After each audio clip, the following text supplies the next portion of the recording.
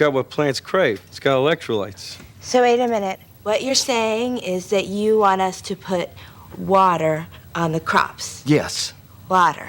Like out the toilet? Well, I mean, it doesn't have to be out of the toilet, but yeah, that's the idea. But Brondo's got what plants crave. It's got electrolytes. Okay, look, the plants aren't growing, so I'm pretty sure that the Brondo's not working. Now, I'm no botanist, but I do know that if you put water on plants, they grow. Well, I've never seen no plants grow out of no toilet. Hey, that's good. You sure you ain't the smartest guy in the world? Yeah. So let's go back. Okay, look, you want to solve this problem. I want to get my pardon, so why don't we just try it, okay? And not worry about what plants crave. Brondo's got what plants crave. Yeah, it's got electrolytes. What are electrolytes? Do you even know? It's what they use to make Brondo. Yeah, but why did they use them to make Brondo? Because Brondo's got electrolytes.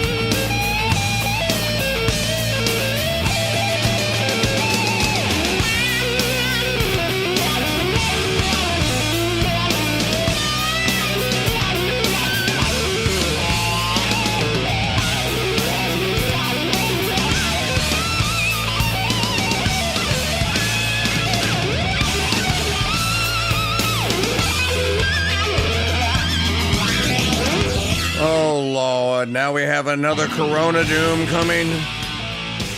Don't worry, though, they got a new name at least. It's the Hanta-Doom this time. So it'll be the Hanta-Doom, the Hanta-Scam, the Hanta-Virus. There actually is a Hanta-Virus. It's a free phone Friday. We'll talk about it. Our church show here is live, axing the question of the day. What in the wide, wide world of sports is going on here? Well, I'll tell you. Oh, and remember, Friday is Hawaiian Shirt Day. So, you know, if you want to, go ahead and wear a Hawaiian shirt and jeans. Friday. It's reborn.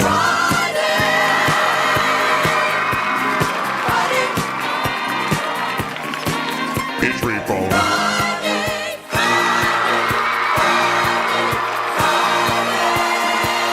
Yes, it is. Smile on your face. Things are coming your way. Out there somewhere tonight. Is the right time and place. It is the right time and place. Call in line telephone number if you'd like to be on the program today. That means you call a radio talk show. We are on radio on WGSO 990 AM New Orleans.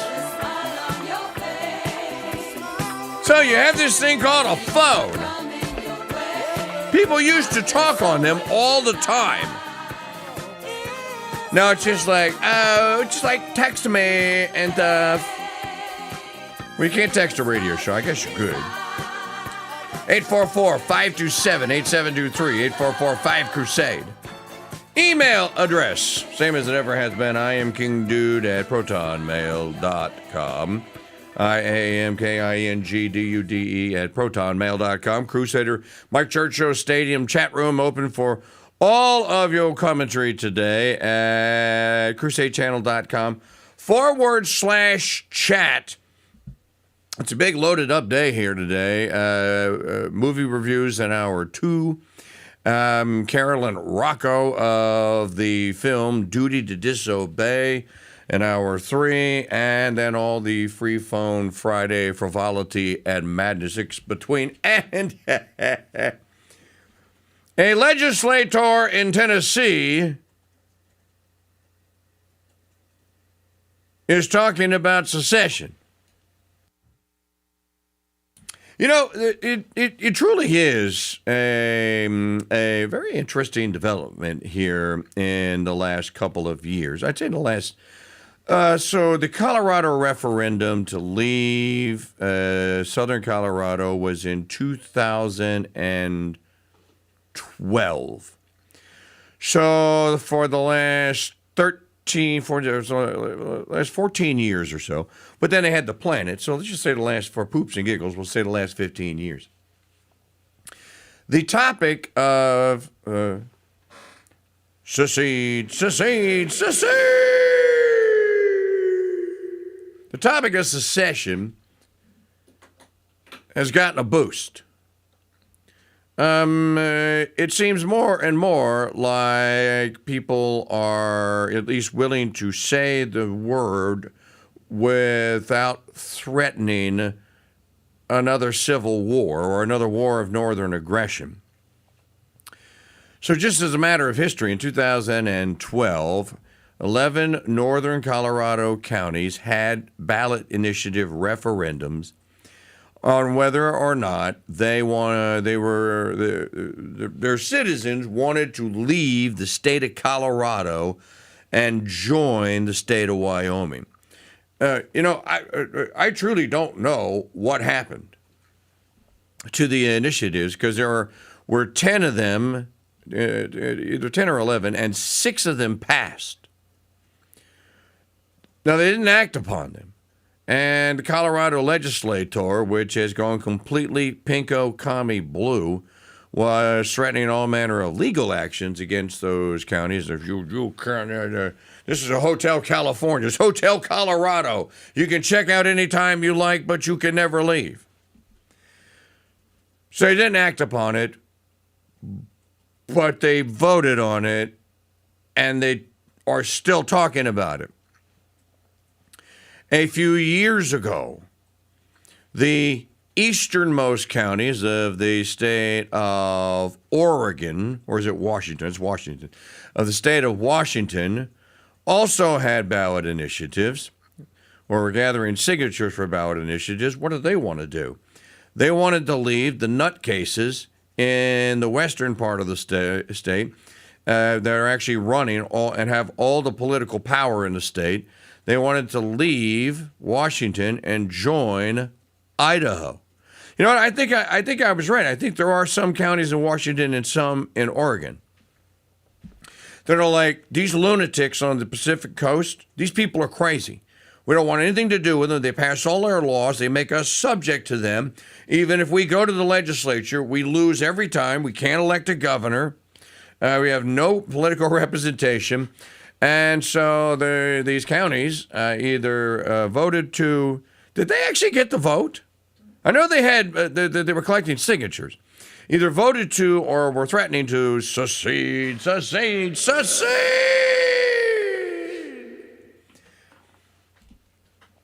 Then you had the case of Fulton County, Georgia, or Gwinnett County, I believe.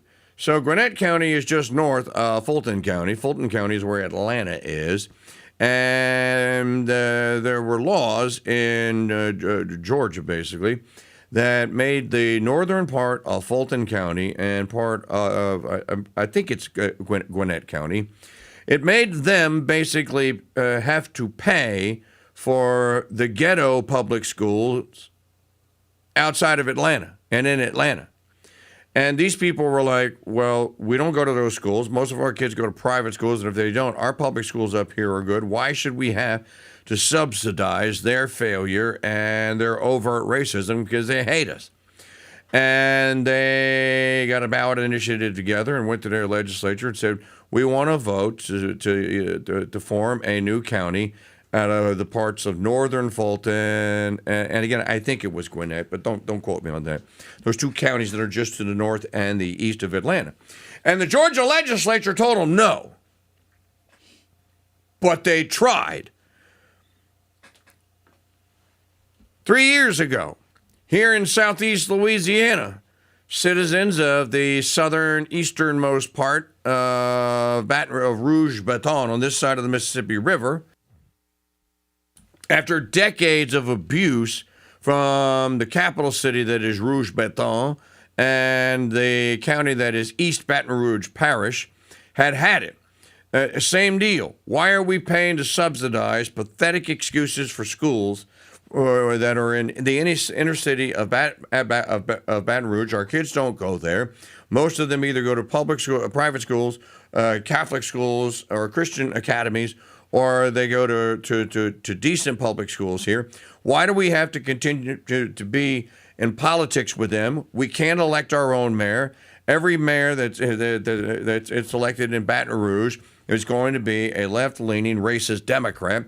So why do we have to be governed by this tyranny here?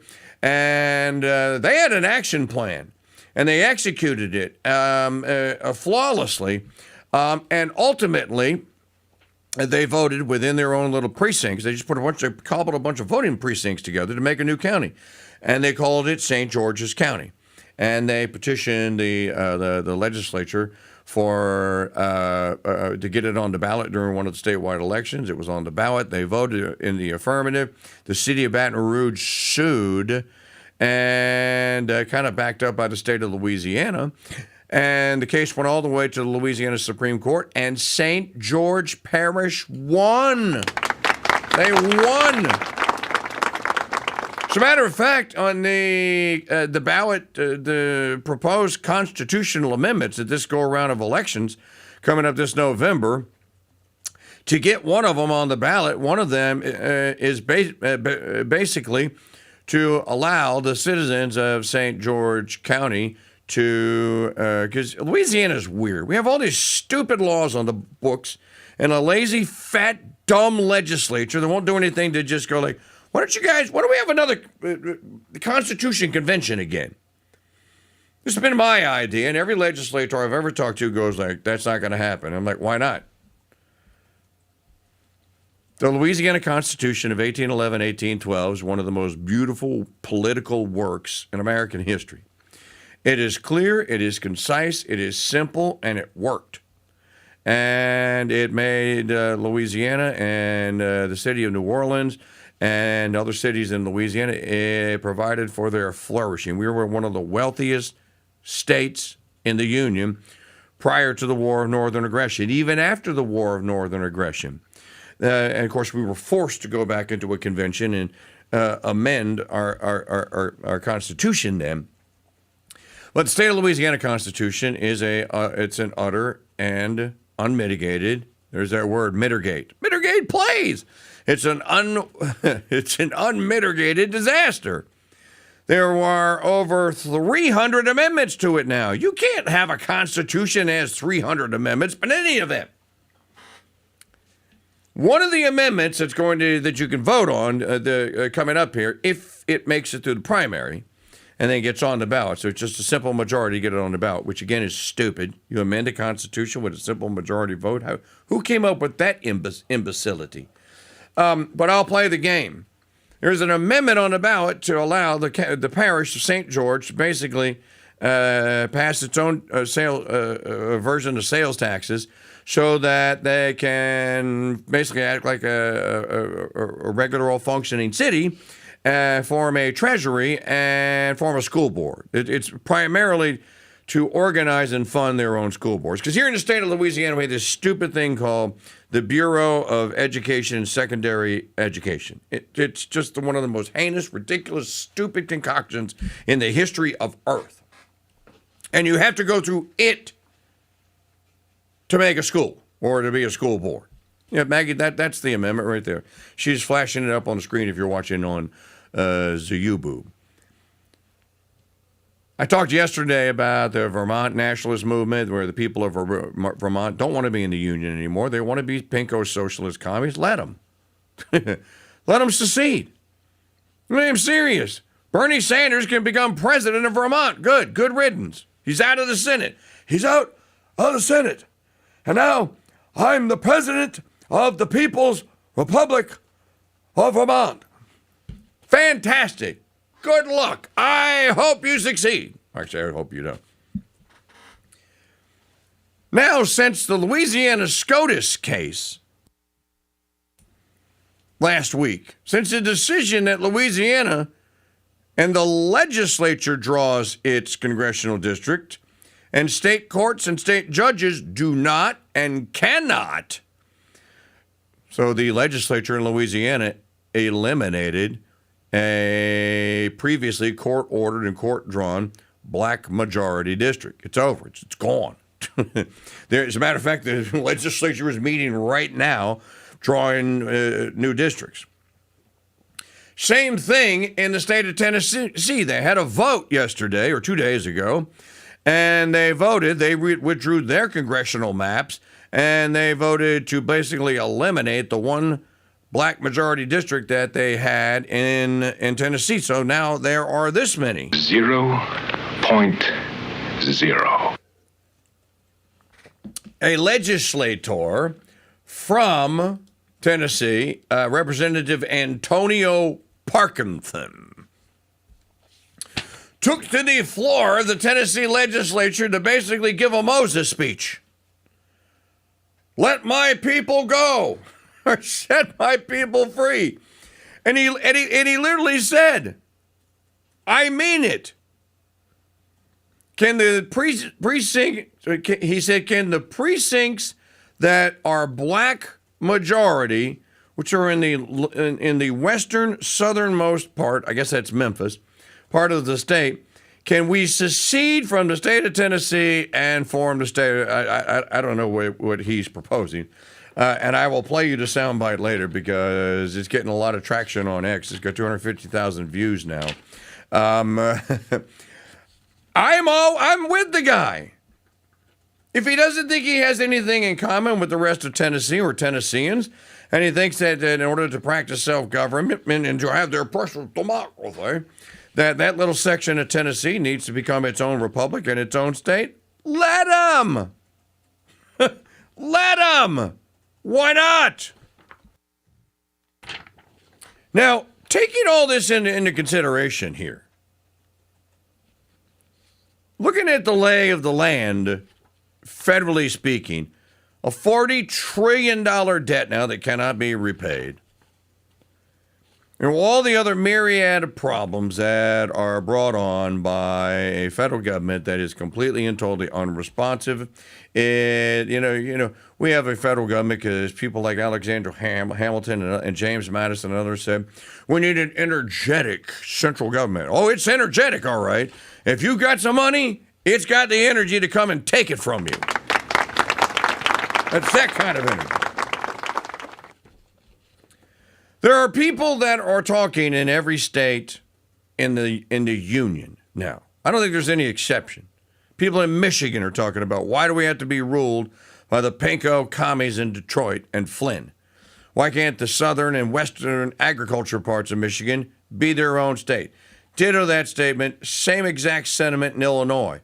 Why does Chicago get to determine the affairs of southern Illinoisans? Why can't we have our own state? I don't think that these questions are going to go away.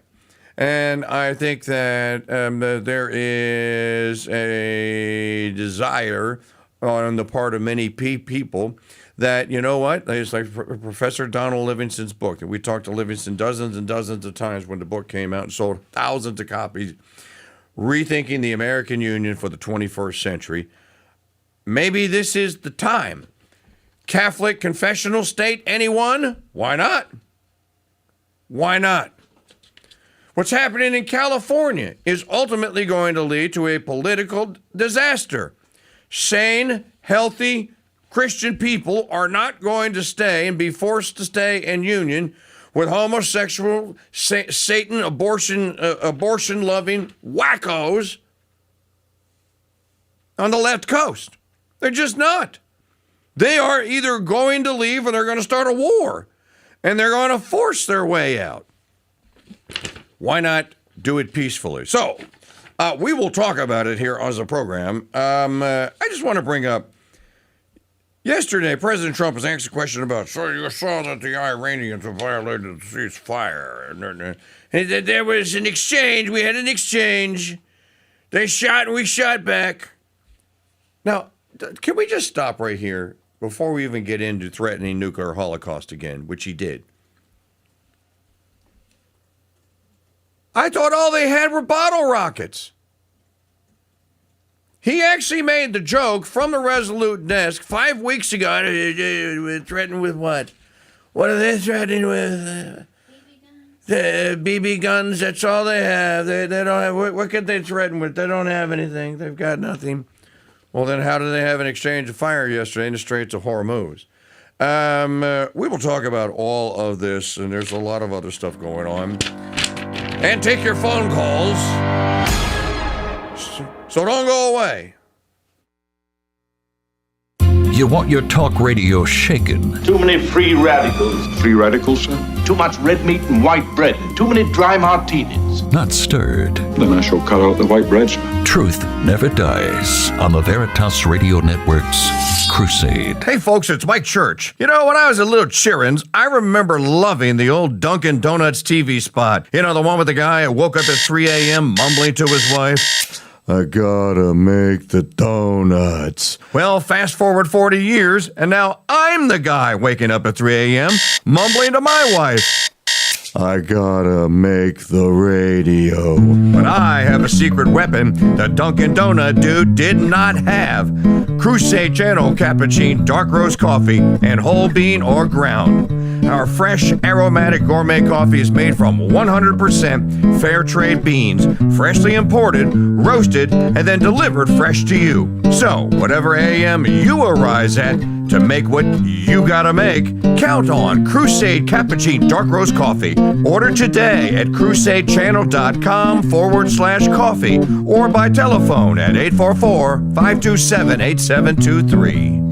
Do you want to save money on your next flight? Then pick up the phone and call. That's right, call. Because the best prices are not online. They're with SmartFares. See, SmartFares has special deals with the airline. Sold seats, they use SmartFares to fill them. So you get airline tickets at crazy low prices. They have access to great prices and discounts at over 500 different airlines, plus 300,000 hotels and rental car companies. Their prices are too low to publish online. With the extra money you'll save, you can book another trip or treat yourself to dinner or shopping. So stop searching all of those travel sites to find the lowest price on your next flight. Let one of our SmartFares expert travel agents find the best price for you. Call SmartFares today and get ready to see the world with a fat wallet. 800-313-7757. 800-313-7757. 800-313-7757. That's 800-313-7757. Hi, folks. It's Mike Church, founder of Founding Father Films, asking you to learn the true stories of America's founding by purchasing my movie, The Spirit of 76. The Spirit of 76 details the true story of the writing and ratifying of the U.S. Constitution. Besides the expenses of maintaining the Senate and other House in as much splendor as they please, there is to be a great and mighty president with very extensive powers, the powers of a king. This animated movie comes complete with collector's booklets, DTS surround sound, and is packed with hours of bonus features. Learn the true stories of America's founding and order Mike Church's The Spirit of 76 on a 2 DVD or 3 CD set. Available now at mikechurch.com/DVD and by calling 844-527-8723. The Crusade Channel, your talk podcast and Fiorella File station. Fiorella is the literary savage who skips sensitivity training. She is the librarian who reads and reviews books so you don't have to. Hello and welcome to the Fiorella Files. On my show, I will be introducing you to books, classic and contemporary, that you must read, should enjoy reading, or should not touch with an 11-foot barge pole. 10 to 11 a.m. Central every Monday on the Crusade Channel, our app, and always on CrusadeChannel.com. Live talk and podcast radio. The way it should be. Hey folks, you know that old expression, oh look, it's a diamond in the rough. Well, let me tell you about a diamond in the rough that's hiding in plain sight, and most of you have seen it. I am talking about Sensus Fidelium. No, not the Sensus Fidelium U-Boob channel that many of you know and love. I'm talking about Sensus Fidelium Press. What's that? You didn't know they had a press? And Sensus Fidelium Press has been quietly putting back into print some of Catholicism's most ancient, treasured, and hard-to-find works, like The Devil's Bagpipe, The True Life of Martin Luther. And they also offer originals from up-and-coming authors, like Sensus Fidelium founder Steve Cunningham's Ideal of a Nation, and my buddy Jeb Smith's Missing Monarchy. Check the entire selection of books and pamphlets out today at censusfideliumpress.com. Tell us the coupon code SF40 at checkout for 40% off your order. That's censusfideliumpress.com. Coupon code SF40 at checkout, and tell them the King Dude, Mike Church, sent you.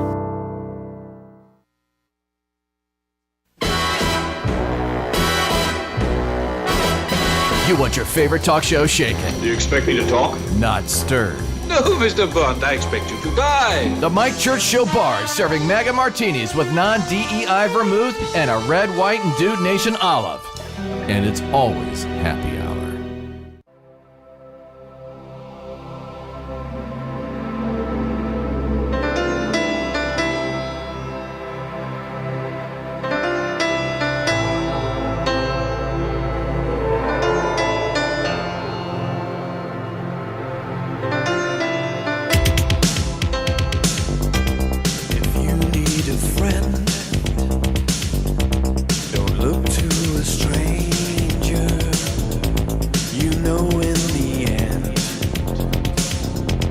I'll always be there. And when you're in doubt, and when you're in danger, take a look all around, and I'll be there. I'm sorry, but I'm just thinking of the right words to say. I promise. I know they don't sound the way I planned them to be. But if you wait around a while, I'll make you fall for me. I promise you I will. Bonjour! Mes chers auditeurs et auditrices, cet vendredi, appels gratuits. What I was trying to say, I hope I said it correctly, is good morning, hello. Ladies and gentlemen, my friends, it's Free Phone Friday in French. So that's another thing. There's an interesting little, it's Free Phone Friday. I can talk about whatever the hell I want. Darn it. There's an interesting little posting by a woman that writes for the Times Pick Your Nose. The local fish rep. Christine Freuba. She says, let me just send Maggie the link so she didn't have to go looking for it, so she can pop it up on the video screen. Welcoming all of you listening on 99 AM WGSO. Tomorrow is the last day, by the way, if you are listening on GS, so that you can early vote if you're interested in that sort of thing. Joyeux anniversaire, la Nouvelle-Orléans, she wrote. She's saying it's a happy anniversary, New Orleans. I did retweet it. I retweeted it. Oh, did you? Yeah, but did you respond in French as I did? No, I'm not a weirdo. Speaking French, Maggie, as your father grew up speaking, does not make one a weirdo, ma'am. New Orleans was founded 308 years ago today in 1718 by Jean-Baptiste Le Monsieur de Bienville, French explorer and governor of Louisiana. Vive! She writes, and she puts a little map there. That's the kind of histoire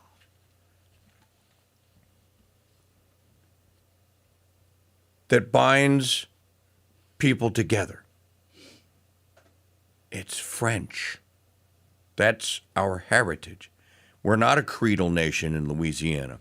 We're a French nation. We're a French, maybe be more specific.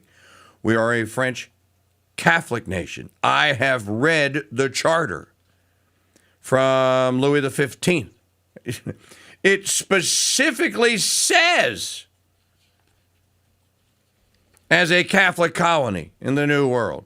And you know what? You know what Louis XV's first action was after the charter, and after he sent Bienville to charter basically this plot of land here and then to lay the grid out, which is what we call today the French Quarter.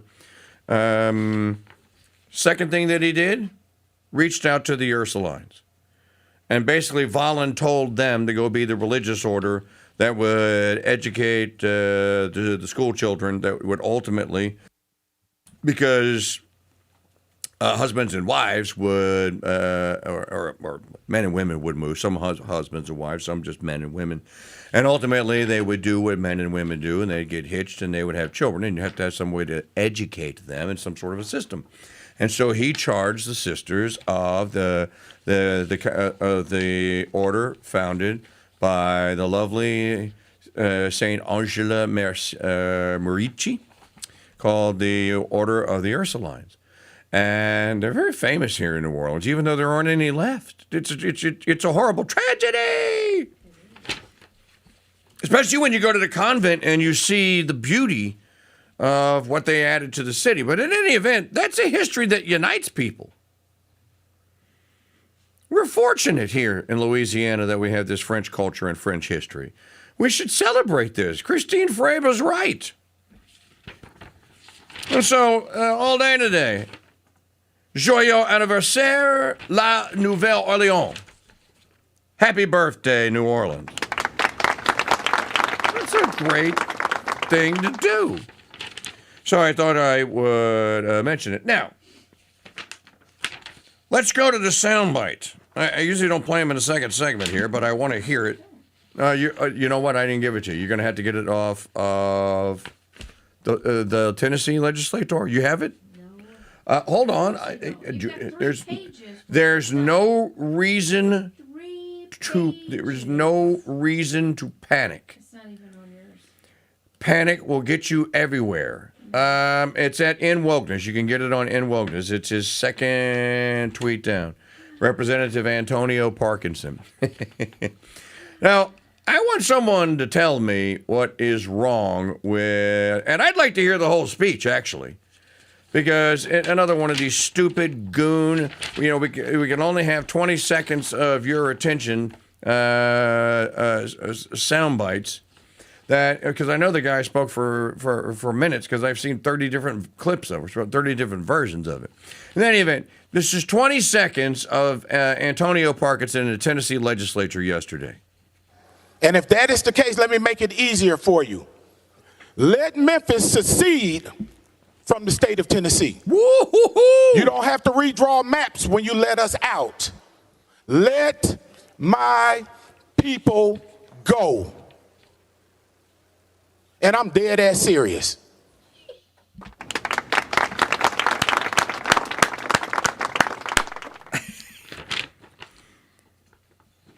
Let my people go. And I'm dead ass serious. Is a call for the aid. I want a bumper sticker. Hell, I want a t-shirt that says, let my people go, and I'm dead ass serious. This is a incredibly unique situation here, because if you look at Memphis on a map, it actually could be its own little republic. Why not? Now, of course, the Tennessee legislature wants to collect all those juicy taxes that it gets from a major cosmopolitan, metropolitan city like Memphis, so it's not going to let it go. Nope. It's too bad that the Reverend Jackson is no longer around, because this is actually a case of racism. And you can actually make the case, so you're saying we can't have a majority black district anymore, but we filled up in Memphis with black folks. Imagine this scenario. Just think about this for a minute. What is the second city where the Trump administration sent the National Guard troops to in cooperation with the mayor of Memphis and the governor of Memphis or Tennessee was Memphis. So it had a horrible crime problem. It was like the urban leader in murders, especially in the South. And the mayor said, "Oh, you want to help? Oh, okay." And the governor went, "Come on in." And the troops were sent in, and there was federal policing there to back up the local Memphis Police Department. And I guess, because I haven't heard a lot about it, the operation must have been pretty successful. But just think of the conditions under which Memphis found itself in that station or in that situation. Decades of Democrat Party rule. Now, I think that the legislature of Tennessee ought to think really long and hard about this, and they ought to go, "Okay, you're free." And then Memphis can petition to Congress to become a state, draw its own constitution up. Now it has to govern itself, and it will fail miserably. Because you cannot run a long-term welfare state where you have to pay for the welfare. It will collapse. It will go teats up. And since you can't borrow money like the federales can, what would then happen to the state or the Republic of Memphis? How many people live in Memphis? I'm just curious now. How large of a state would it be? 750,000 maybe? 600,000? Bigger than Rhode Island. What would happen? It has 602,000 people. I was close. 602,000 people. Let's pull a Maggie O'Connell. Let's round up. 605,000. That's a big round up. 605,000. That's a large enough tax base that would put you in, if you read the book, Rethinking the American Union for the 21st Century. Maggie, can you find the UN keeps these stats. Can you find a UN stat on where would that place Memphis as a country by population? 600,000. I bet it would put it in the top 75 countries in the world. You think about the little countries that are successful in the EU, that remain in the EU or just geographically in Europe. Monaco, that's small. Liechtenstein, small. Belgium is small. There's another one, Liechtenstein, Monaco, San Marino, which refused to join the Italian Republic when the Papal States were dissolved, and it's on the is it the Adriatic or the Aegean Sea? They have a Grand Prix there every year in San Marino, but it is its own little republic, and it's very successful, and they don't take barking or marching orders from the Italian legislature. Giorgio Meloni is not president of San Marino. The country of Qatar is small, very successful with its petrochemical entreprise, as we French say. But my point is, small is beautiful. The book, the E.F. Schumacher book. Did Scott Resnick take a Schumacher book? He did, didn't he? It's a good read. Okay, so here is where... Oh, it's Luxembourg. That's the one I couldn't remember. Here is where Memphis would place in the global scheme of things. Montenegro has a population of 615,000. Luxembourg, 660,000. Suriname, 620,000. And Cape Verde, 600,000. So the Republic of Memphis would be squeezed in between Suriname and Cape Verde. And what rank? Did they give it a numerical rank? I'm just curious now. In any event, those are real countries. And real governments. Hell, Luxembourg is rich, one of the richest countries on earth. It's the 30th largest city. 30th largest city. An interesting proposition, is it not? You know, I've talked about this, and I need to. Can we find out if Bye Bye Miss American Empire, if it's still in print, or maybe we can buy copies for the store, for the Dude Gear store, from used booksellers? My old friend Bill Kaufman. This is the premise of Kaufman's book. And it's a really good book, and Kaufman is a really fun writer. He's one of those guys that just doesn't take himself or the subject matter that he's writing about seriously. So, he's very humorous about it. That book, Bye Bye Miss American Empire, is a very good read, and it goes through exactly what I'm telling you right now. I got some of it from Bye Bye Miss American Empire. I'm thinking about this now. with Memphis, secede.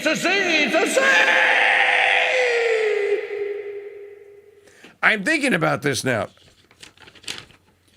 Maggie, you went with us. In 2010 and in 2011, me and Don Livingston and Mark Kreslins gave presentations at the Mises Institute on secession. Lou Rockwell let us in. In 2011, the presentation was partially to promote Don Livingston's book, Rethinking the American Union for the 21st Century. These ideas have been out there and have been discussed. And what I was saying in the first segment, I think that the time is now. Here's just a little interesting little tidbit here. One of the last interviews Tucker Carlson did on Fox News before they whacked him in December of 2024 or 2023 was with Jason Whitlock, the sportscaster turned broadcaster dude, or sports writer turned broadcaster. It was a good interview, too. And Whitlock's a good interview. And in that interview, what did Whitlock tell Tucker that he thought we should be discussing as a solution? He said it. Maggie, I bet you can find this soundbite on YouTube because we played it. Secession. And Tucker kind of looked at him and his eyes got a little bigger and he went, secession? And Whitlock went, yeah, why are we stuck in all these governments with people that we hate and hate us? It's just stupid. And it is stupid. So, yeah, Catholic confessional state, anyone? Why not? Louisiana, hey, pick me. A topic of fertile conversation that okay, I'll come back to it as the program gets underway. Let's do a little bit more news here in the first segment while we have the time. 3 U.S. warships fend off Iranian attacks. Trump says ceasefire still holds. Wait a minute.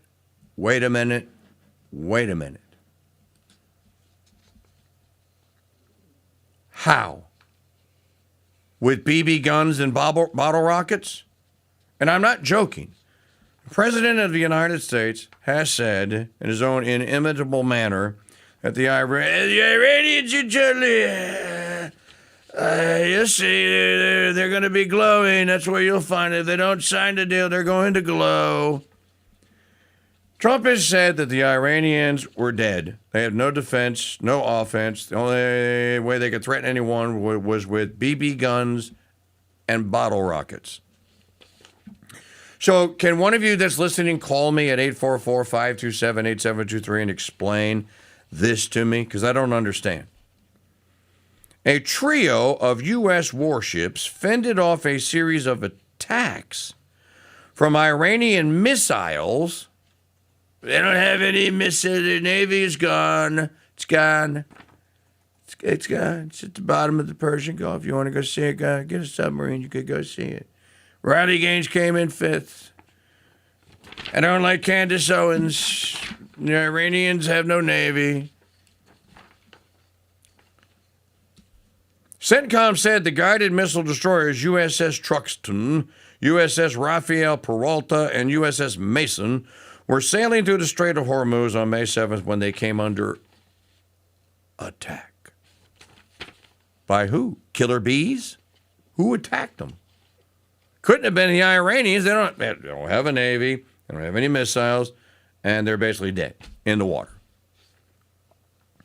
U.S. military command said U.S. forces eliminated inbound threats and targeted Iranian military facilities. Again, I have to tell myself, wait a minute.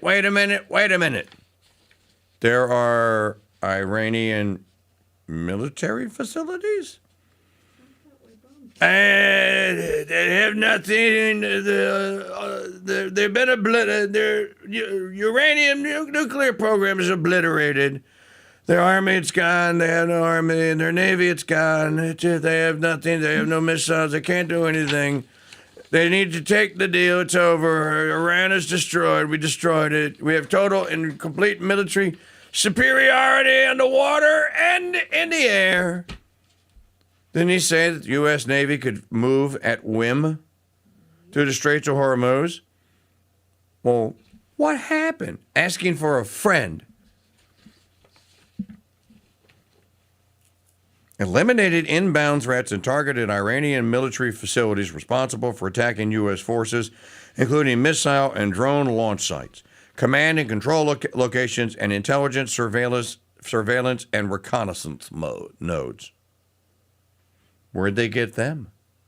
By the way, WTI crude, $95. Brent crude, 100.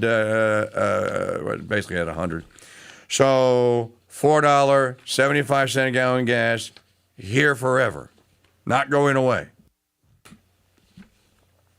CENTCOM reported that no U.S. assets were struck in the exchange.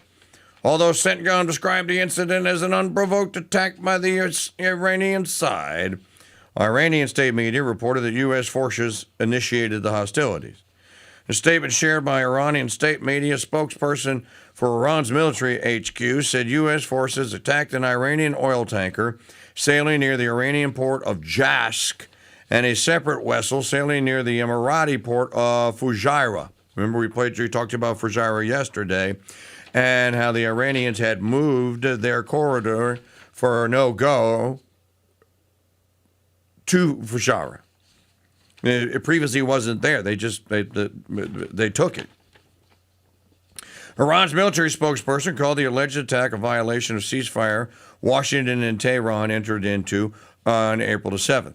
Iran's military HQ claimed that as the attacks began on the pair of vessels, additional attacks targeted civilian areas along the Iranian coastline, including Bandar Kamir, Shirik, and Qasem Island.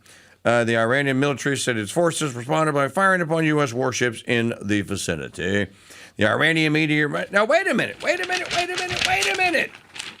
They can't do anything. We killed all their leadership. They can't communicate. They're using tin cans with strings tied between them. They have no communication. Internet is out. Fox News has been telling us, right? 95% internet is out. Well, how is Iran state media getting this story out to the Epic Times if they have no communication? Did they send a carrier pigeon? Was it an Islamic carrier pigeon or whatever they have in Iran? Smoke signals, maybe? Camel. We sent the correspondence. We sent it by the camel to the people in Pakistan, who then relayed it electronically. You see how this entire facade of the glowing, gushing success of our war in Iran and the Iranians are completely and totally humiliated and defeated by bottle rockets and BB guns. Well, I guess we're out of time for this segment. We'll continue when we come back. Lots more to say.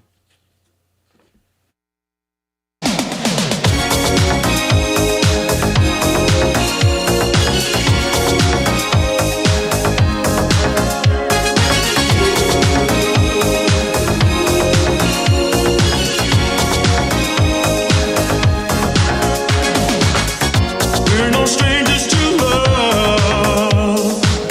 You know the rules, and so do I. I feel committed.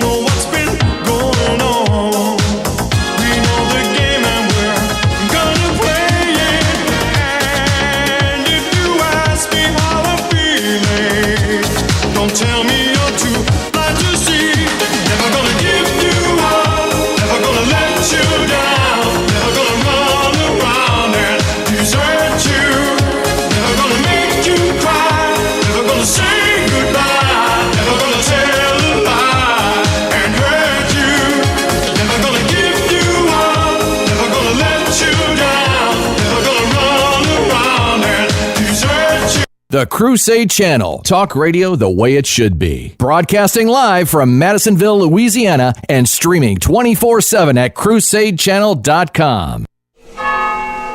When you hear the noon bells tolling, it's time for Angelus, brought to you by the Crusade Channel. Silver and gold. In these turbulent times, buying silver and gold is such a no-brainer that even snowmen know they should do it. Now, all precious metal dealers claim to be the best, but only one can claim they are endorsed by the KingDude, and that's Miles Franklin. My friend Andy Schegman's a regular guest on my show and a regular genius when it comes to silver and gold, and I trust him with my silver and gold purchases, and so should you. So email Miles Franklin today for your exclusive Mike Church Show discount price list.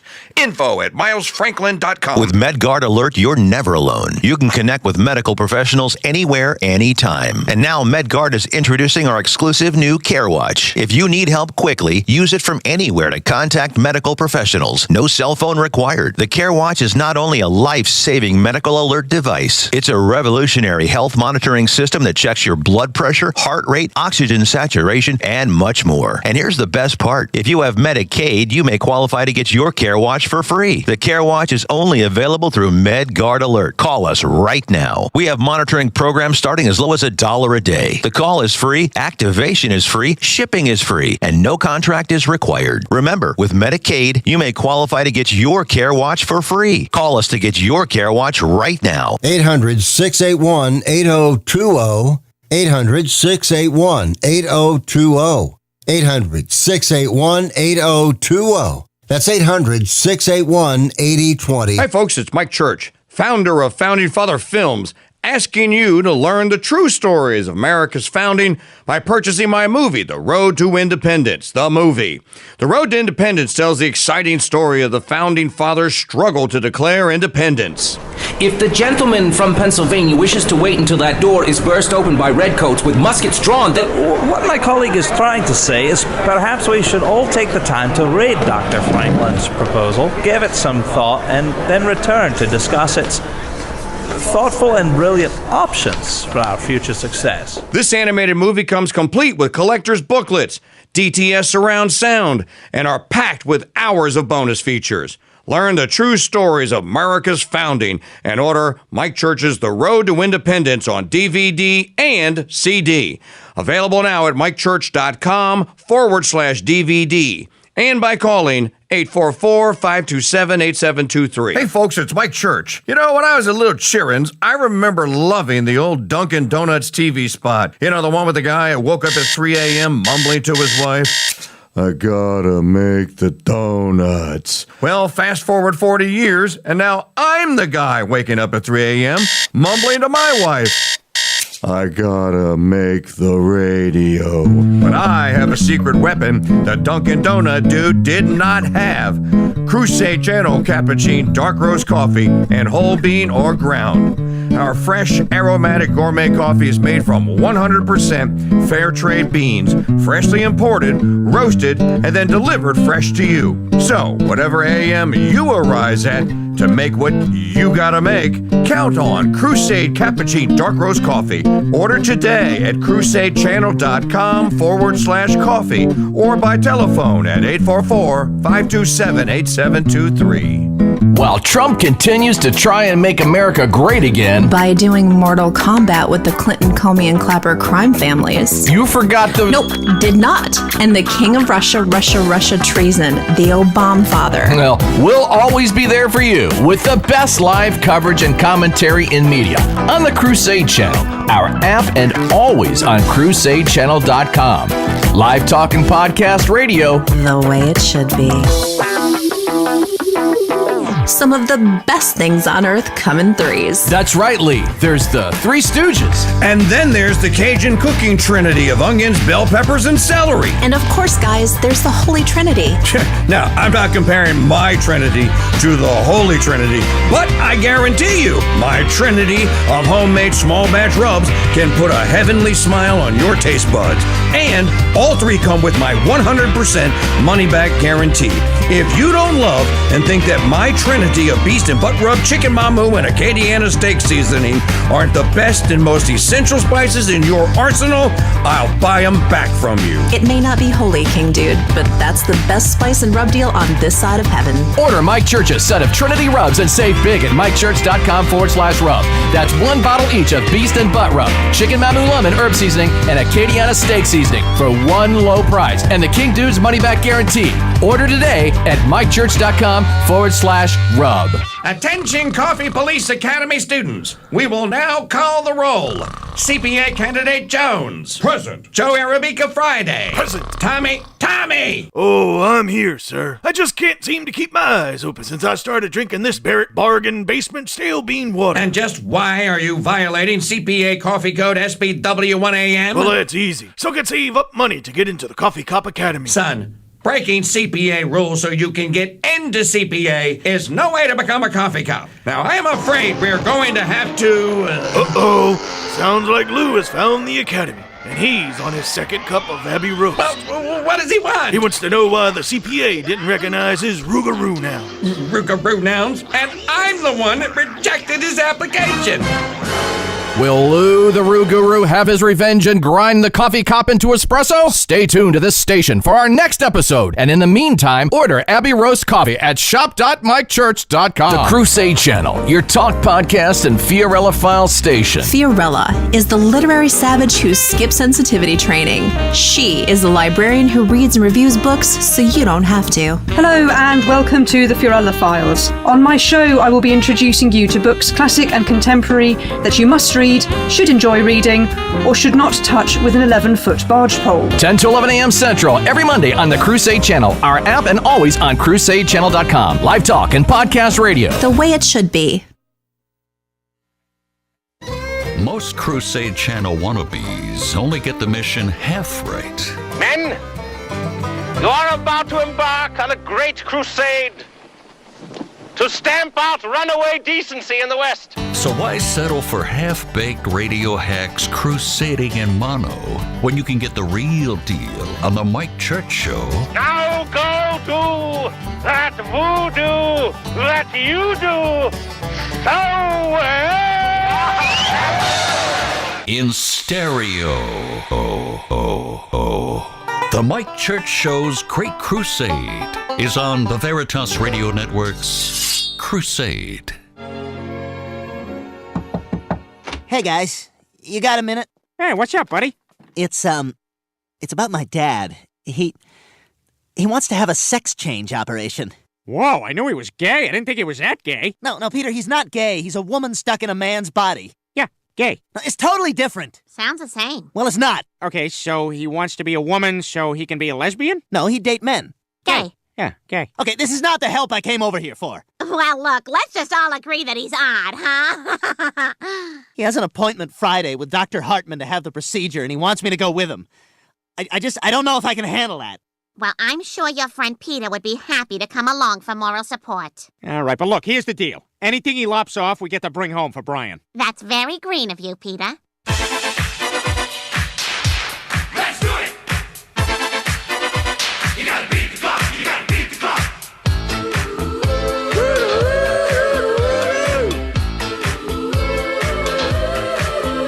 You can boogie, love disco, love the disco sound. Move up your body, spinning round and round. But don't forget, oh no.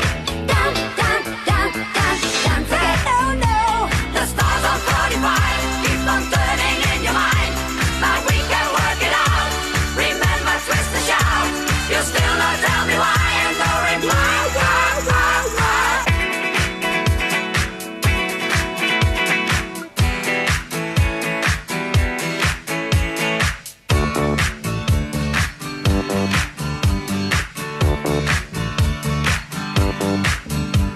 Sugar, honey, honey, you are my candy girl, and you got me wanting you. Honey, sugar, sugar. You are my candy girl, and you got me wanting you. 1, 2, 3, 4. This happened once before. Performing this show with 96.9% of my testosterone tied behind my back just to make it a fair fight. With angry, ugly, snickety, uppity, single cat ladies and other pinko commie pigs out there. It's the Mike Church Show, 35 years young in week number 3, now serving dude number 135. This portion of the program brought to you by the Dude Gear Store. Man, folks, we just keep making the store better and better. There is now a Louisiana tab. There's a Mike's merch and a Louisiana tab. Why Louisiana? Because we live here. People ask questions about New Orleans and Louisiana and Cajun stuff all the time. Well, which Cajun should I get here? Which one should I get? Which cookbook is the best? Well, we've done the hard work for you because people truly are interested in the culture and the life of people and the lifestyle of people that live in Louisiana. Well, we have a tab for you now at Dude Gear, in the Dude Gear store at shop.mikechurch.com. Go check it out. It's awesome, Cook, but there's look, the books that are in there, I told Maggie, I hope you ordered me one of an extra copy of that cocktail book. Because and Dan Mundy will back me up on this, the old farmer, the world's first cocktails were mixed at the Fairmont Hotel on Carondelet Street in New Orleans in the 1870s. There's a little bit of a disagreement as to which came first. Was it the mint julep or was it the old-fashioned? But there is no doubt that the cockatoo originated in New Orleans. And the history of the drinks is in the book. So a brand new Louisiana tab. Maggie, what's up? What else? There's cookbooks. There's drink books. There's plantation.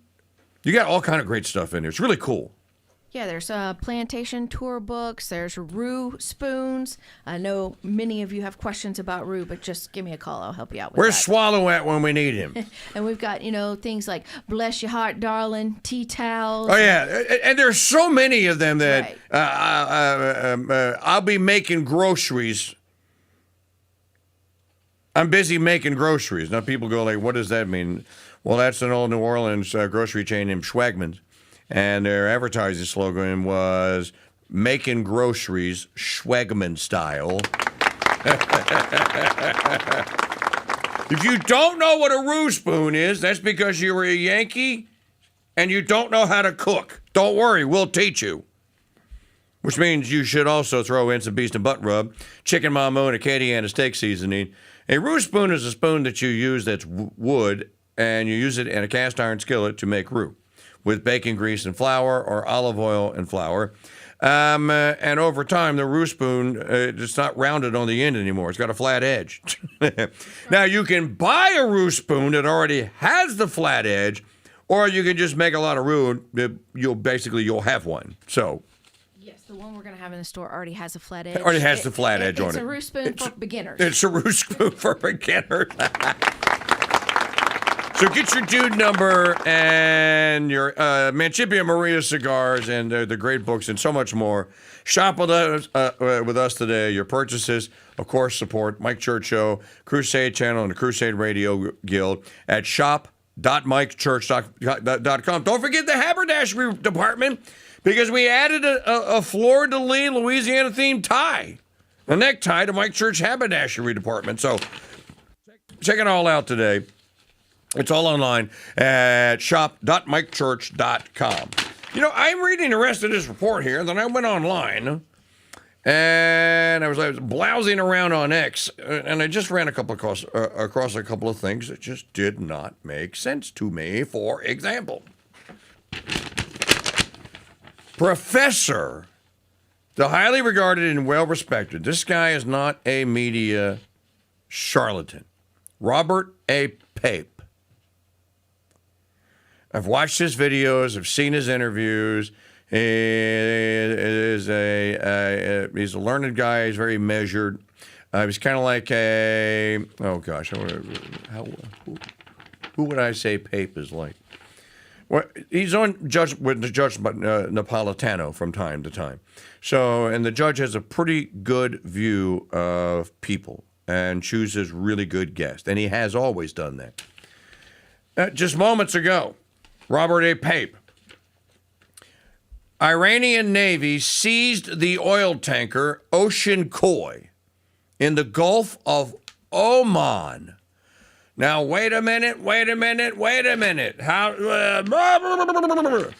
The Iranian Navy's at the bottom of the Persian Gulf. They don't have it. We destroyed their Navy. It's gone. They don't have any. They don't even have G.I. Joe boats. They have nothing. So we've defeated them, and we have complete and total control over the Straits of Homo, and you'll be able to see it. Well, how did the Iranians get into the Gulf of Oman? I thought we had the United States Navy had naval superiority. This is Iran's answer to Trump effectively saying, we control Hormuz, take it if you can. Iran's power is growing by the day. But that's impossible because they've been obliterated. Now, I keep bringing this up because I want people to know and to understand. And many of you know me, and you know the Mike Church Show because you found this show in 2008 to 2015 on the SiriusXM Patriot channel. And you found me because I was the only show in all of, quote, conservative talk radio, and that would include the Neil Rush Limbaugh show. I was the only popular, nationally syndicated host that dared to challenge American hegemony. And, you know, it's not even hegemony. That's the wrong word. It's jingoism. American conservative media jingoism when it came to war.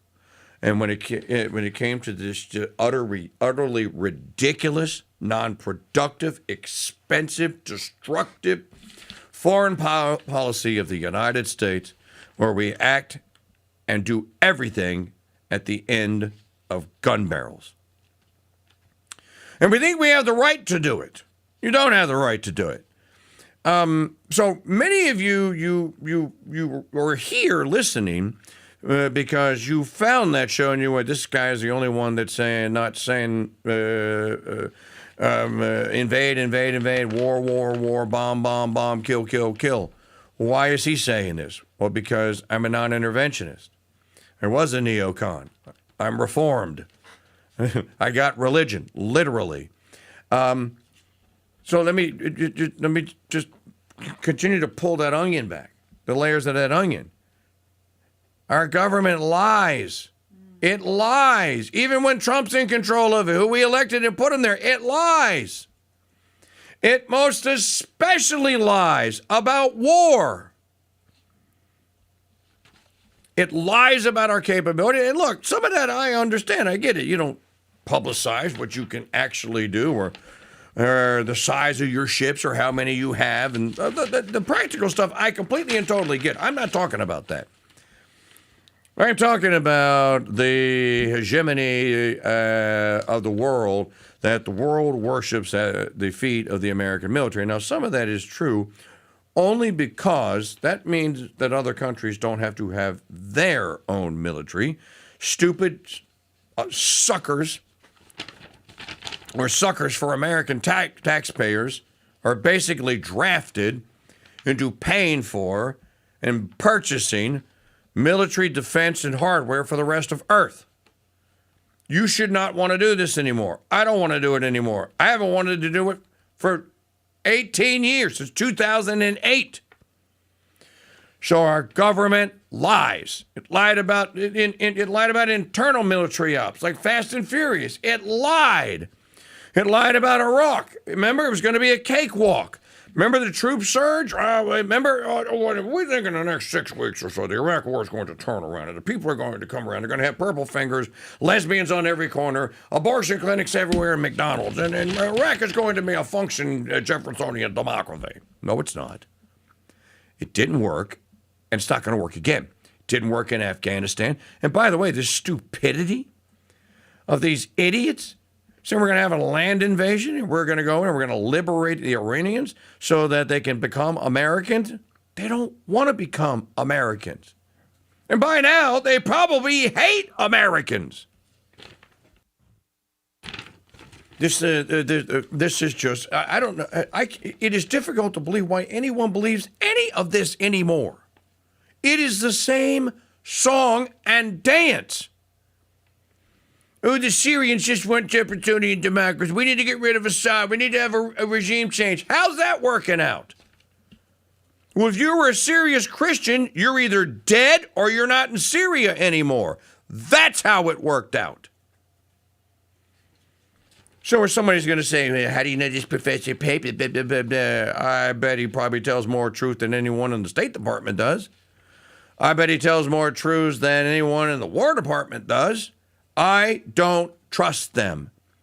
And even with President Trump as CIC, I especially don't trust it now. Because his arrogance and his narcissism is now just plain to see. Maybe he was always like that, and I just saw it a different way.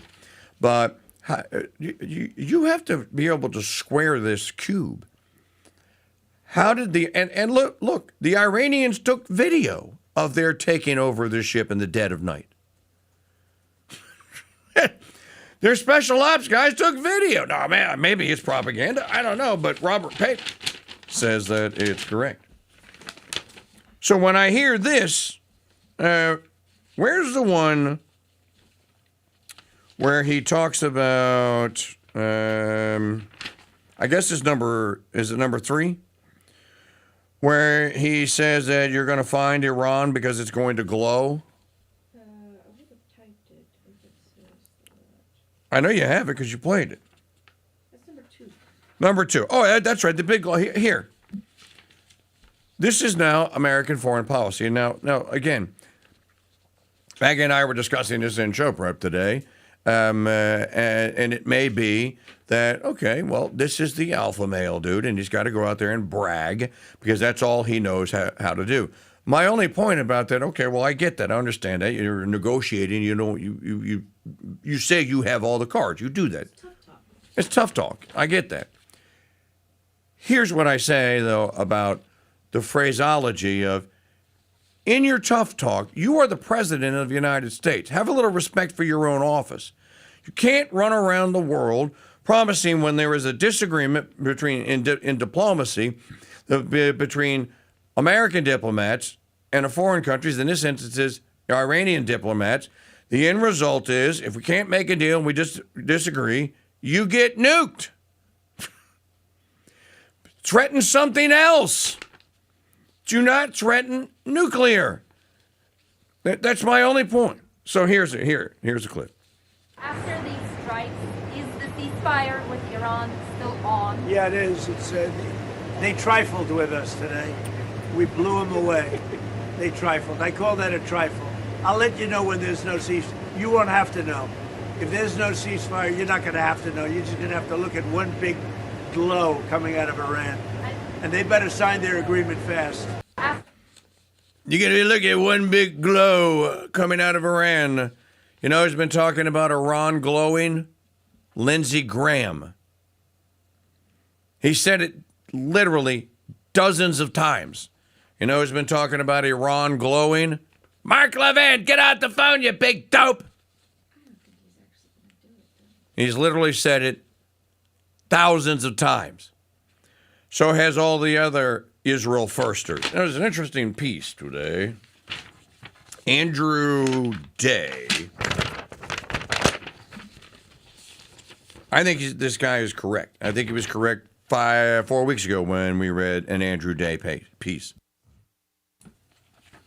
Israel firsters won't let Trump get an Iran deal. In early February, weeks before Trump launched the war, and by the way, remember in the start of the war, I can't say war because if I do, then I have to go to Congress for permission, so it's not a war. It says the War Powers Act, this is to self-defense, say we're going to nuke Topeka.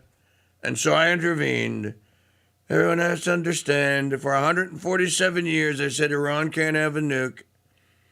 Tucker Carlson is finished. I won all 7 swing states and there's no nuke.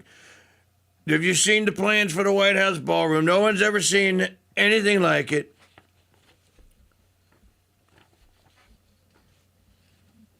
Well, how did it become a war? Why are all the media now and the fake FAUX, fake Fox News, why are they calling it a war now? Oh, it's just Operation Epic Fury. No, that's over.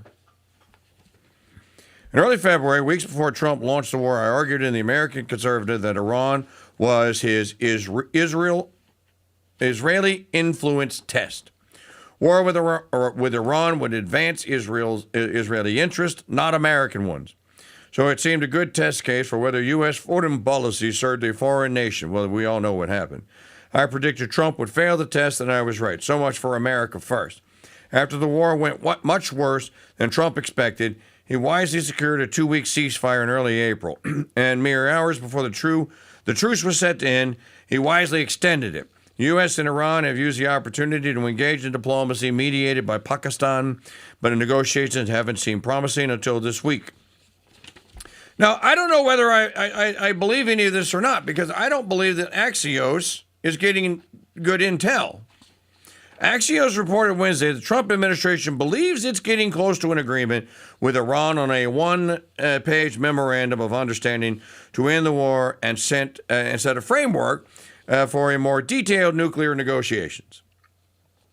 The reporter, Barak Ravid, has been derided as a White House stenographer who publishes stories that seem designed to calm the markets rather than uncover the truth. But this time, other journalists have corroborated Ravid's reporting. Here's an important development and cause for hope. Iran seems willing to accept a moratorium on uranium enrichment, a key stage in the process of making nuclear fuel.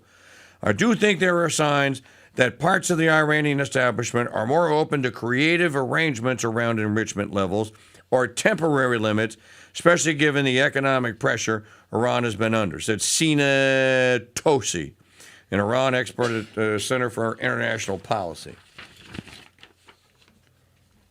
And then he says, elements of the Islamic Republic have at times denied that Iran was muffling a moratorium, but the journalist Ryan Grimm of Dropsite News, which has sources in the Iranian government, told the American Conservative, what? Dropsite? Yeah. Dropsite was mentioned yesterday. We talked about Dropsite. Dropsite has been mostly accurate. Which has sources in the Iranian government told TAC that Tehran seems willing to pause enrichment in exchange for U.S. concessions like sanctions relief. They have said as much. Now, that makes total sense to me. If all you need uranium for is to make nuclear reactors and chemotherapy, then you only need to enrich to a certain level. Why would anyone oppose enrichment to that certain level for any country, anywhere in the world? We're civilized now. There's modern medicine. Modern medicine and modern medical techniques require enriched uranium or radioactive isotopes. If you work in the medical field, you know this. Why would you deny that to the people of a country? Well, because they're going to do that. Well, they haven't. So would you be willing to agree? Now, Andrew Day's entire point is this. All of this sounds great, right? Trump could claim to have struck a deal with Tehran better than Obama's Iran nuclear accord, which he exited in 2018. Sounds great, right? Not if you're one of the marks, a troika of Israel-first American conservatives who exert influence over the president. Mark Levin of Fox News, Mark Dubowitz, the Foundation for Defense of Democracy, and Mark Thiessen of the Washington Compost are getting nervous that Trump might give peace a chance. They don't want it. Understand this. So my special ops advisor friend has been telling me for a year, number one, that we were going to war with Iran. I didn't believe him. Okay, we're at war with Iran. Then he's been telling me when the war started, you don't understand, Israel wants Iranian annihilation. They don't want it to exist. They want it gone. I think that everything that has happened indicates that, yes, Israel wants Iran annihilated. Persia, from the Old Testament, wiped off the face of the map, conquered, regime change. I don't know what it actually, what does annihilation mean? Does it mean nuclear holocaust? Maybe. Movie reviews coming up next. You want your talk radio shaken. Too many free radicals. Free radicals, sir? Too much red meat and white bread. And too many dry martinis. Not stirred. Then I shall cut out the white bread, sir. Truth never dies on the Veritas Radio Network's Crusade. This is a pixel. I'm Groot. Now, if you put a couple of million of these guys together, you can make a sentence on an LED screen. Put a couple of billion of them together, and you can make a whole page. Put 360 billion of them, and you got Chesterton's book, Orthodoxy. But it doesn't smell like a book, and it burns teeny little holes in your cornea. So is the pixel really your friend? I'm Groot. No, but the Founders Trading Post is your friend, and we have actual books with actual smelly pages. Plus, our little bookstore has everything you'd expect. I'm Groot. Yes, Groot, to the gourmet coffee, but no to the One Tree Hill sappy guitar music. Pick up a copy of G.K. Chesterton's Orthodoxy, plus many other Chesterton titles at shop.mikechurch.com.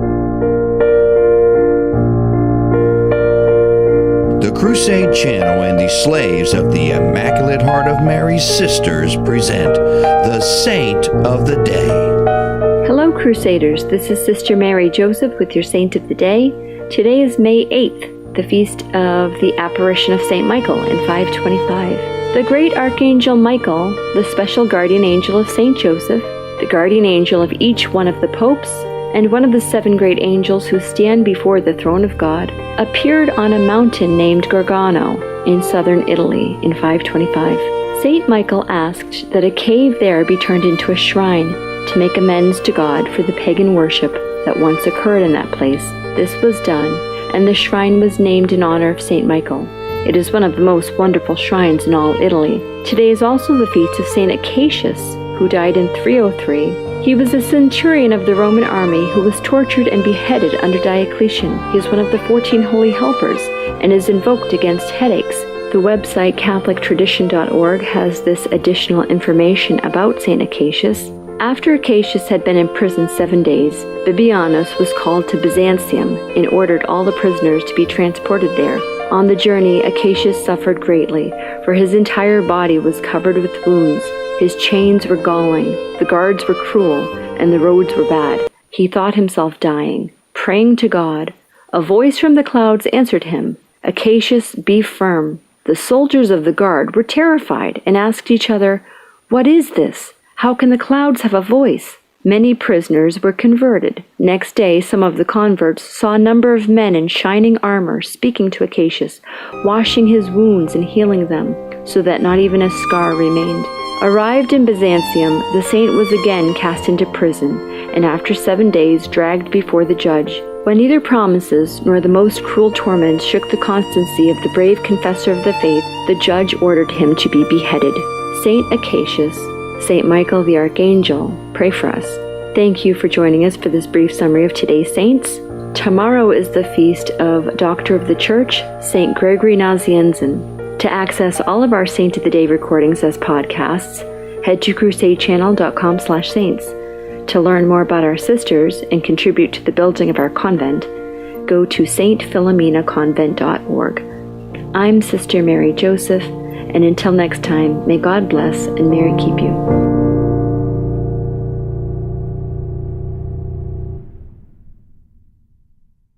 Hey, it's the King Dude for My Pillow. Mike Lindell sent me my first set of My Pillows 14 years ago. I loved them then, and I still love that same set of original My Pillows today. True story. Now, that's a testament to the craftsmanship and quality of the My Pillow. But don't take my word for it. Go try it for yourself. Use my unique code and get huge discounts and free shipping on all orders by going to mypillow.com/KingDude. That's mypillow.com/KingDude.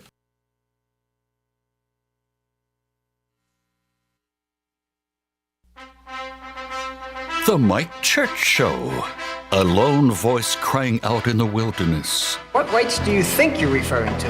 Rights, like in that official paper that they wrote down the street there? That's the Bill of Rights. Yeah, the Bill of Rights. Don't it say something about going after what makes you happy? No, that's the pursuit of happiness. But what's your point? My point is I'm pursuing something and nobody looks too happy about it. He's defending your pursuit of the right to happiness by way of the truth since Rocky IV. Who's got the right to tell you that? Who? Nobody. The Mike Church Show is heard exclusively on the Crusade channel. I do feel, Reg, that any anti-imperialist group like ours must reflect such a divergence of interest within its power base. Agreed. Francis? Yeah, I think Judith's point of view is very valid, Reg, provided the movement never forgets that it is the unalienable right of every man or woman to rid himself or herself. Agreed. Thank you, brother. Or sister. Where was I? I think you finished. Oh, right. Furthermore, it is the birthright of every man or woman. Why don't you shut up about women, Stan? You're putting us off. Women have a perfect right to play a part in our movement, Reg. Why are you always on about women, Stan? I want to be one. What? I want to be a woman. From now on, I want you all to call me Loretta. What? It's my right as a man. But why do you want to be Loretta, Stan? I want to have babies. You want to have babies? It's every man's right to have babies if he wants them. But you can't have babies. Don't you oppress me. I'm not oppressing you, Stan. You haven't got a womb. Where's the fetus going to gestate? You're going to keep it in a box? Here, I've got an idea. Suppose you agree that he can't actually have babies, not having a womb, which is nobody's fault, not even the Romans, but that he can have the right to have babies. Good idea, Judith. We shall fight the oppressors for your right to have babies, brother. Sister, sorry. What's the point? What? What's the point of fighting for his right to have babies when he can't have babies?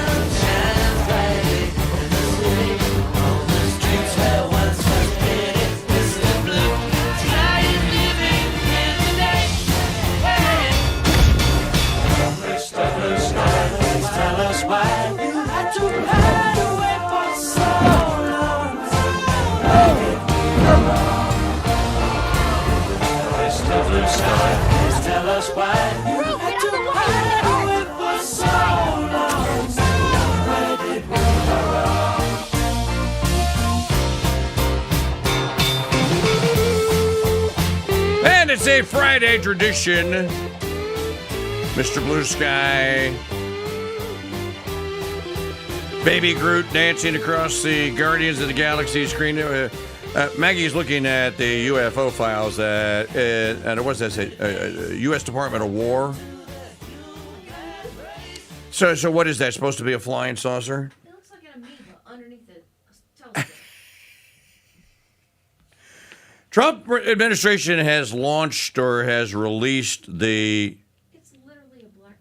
UFO, UAP, extraterrestrial, alien life files, or whatever the case may be.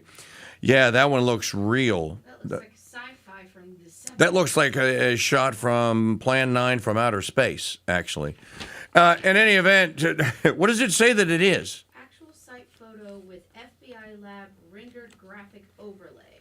Oh, rendered graphic overlay. Depicting corroborating eyewitness reports from September 2023. Of what year? Oh, September 2023. Why is it in black and white? Because they said it was a bronze metallic object materializing out of a bright light in the sky. Oh, so they were Mr. Scott, energized. They were being beamed. In any event, I'm not going to talk about it because I don't have it. Maggie was just kind of scanning through it. And the files, I'm sure there's going to be a lot of people are going to be there today. I'm sure the usual suspects. I don't like them putting chemicals in the water that turn the friggin' frogs gay. Do you understand that? Turn the friggin' frogs gay. Serious crap. This is their plan, people. Now they've released all the files. And I can see in all the files, and I can see all the stuff that they've been doing, and the stuff that the government's been covering up. I'm just going to stick with what I said the other day and what I have been pretty much saying about it. Somebody accused me. I get accused of doing a lot of things. Can we just correct the record for just a moment? This portion of the program, by the way, brought to you by the founders, the Dude Nation member service at mikechurch.com/join. Upgrade your membership today or become a Dude Nation Metal member. You can join at bronze, silver, gold, platinum father, or rhodium elite. Go to mikechurch.com/join and sign up today. If you're gold level or higher, we added the transcripts completely separate. Newly styled. You can actually read the transcript in a separate window while you're listening to the podcast at podcast.mikechurch.com, which has all 11 seasons of this show, post Sirius XM and all that. So 11 seasons, season number 34 through 23. Are all there on the site. My speeches, old classic, my old bits from the old post-show show, New Christendom daily bits. There's so much there. And we're adding content every single day.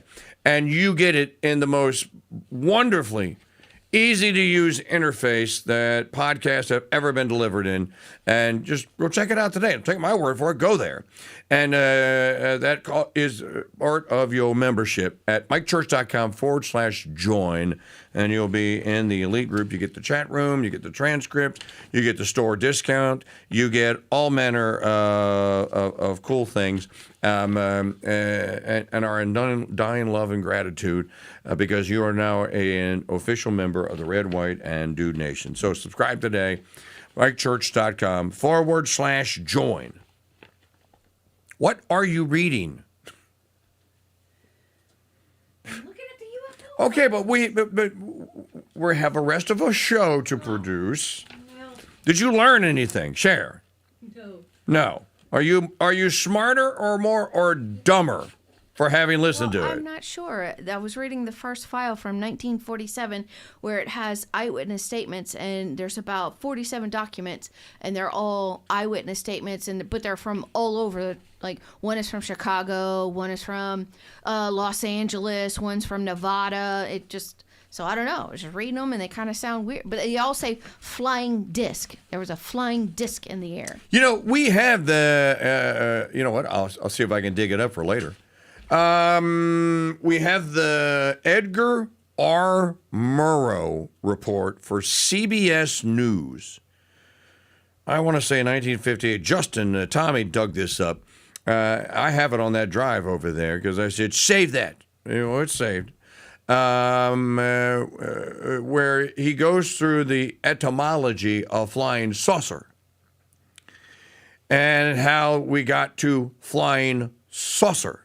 And there was a Air Force pilot, I can't remember, Brennan, I want to say, who saw the first one and said it wasn't this, it was a flying saucer. And that's how you got the flying saucer. So UFO files are out today, and we shall talk about it. Let's do some movie reviews. This is the second week for Le Cinéma Critique, or Un Cinéma Le Critique. That is the film critic, and that is I. Today we're going to review 3 films, and I will give them my Reagan ratings. We're going to do F1, the film about Formula One racing. We're going to do The Internship, and we're going to do Maggie's favorite film, comedy of this year, Cold Storage. I'm being facetious. Let's start with Cold Storage. So, when a highly dangerous fungus escapes from a secret laboratory, a former bioterrorism agent is called back into action alongside 2 young employees, and that is basically the setup for the movie. So you have the guy and the girl who are, you know what this reminded me of, actually? It reminded me of, there was a film made in the mid to late 80s. It was a zombie movie. And I think it was called, what was it called? Dead at Night? I'm trying to remember the name of it. The setup was this guy was working at a mortuary and where bodies are stored. And they also had a crematorium next door. And the zombie virus or whatever got into the mortuary and started animating the corpse. And it was very funny. His name was Freddie, and the rest of Treat Williams was in it. And it was kind of campy. It was a campy zombie movie, but it was scary enough. That's what this kind of reminded me of. The 2 lead characters are Enos and Naomi, played by Rob Collins and Georgia Campbell. The guest star, spoiler alert, is Liam Neeson. He's the agent dude who shows up to save the day. And there are these just, the special effects are, okay, we're so used to phenomenal special effects that when you don't get them, did they do it intentionally? I think so. To make it more campy? I think that they kind of did. So this is a do not take me seriously movie. The hero and the heroine. He's not the brightest tool in the shed, and she's smarter than he is. Yeah, go figure. But they're all there to save the day from the fungus because they have to stop the fungus from getting out. And that's where Liam Neeson comes along. At the end of the film, or towards the end, just a small spoiler alert, they have to resort to drastic measures in order to eliminate the fungus, which means they basically have to... here's what they have to do. I say we take off and nuke the entire site from orbit. It's the only way to be sure. So there are zombies running around. There are killing of zombies. There's locking zombies in chambers. Cold storage is a reference to the place. So the film is basically based on this.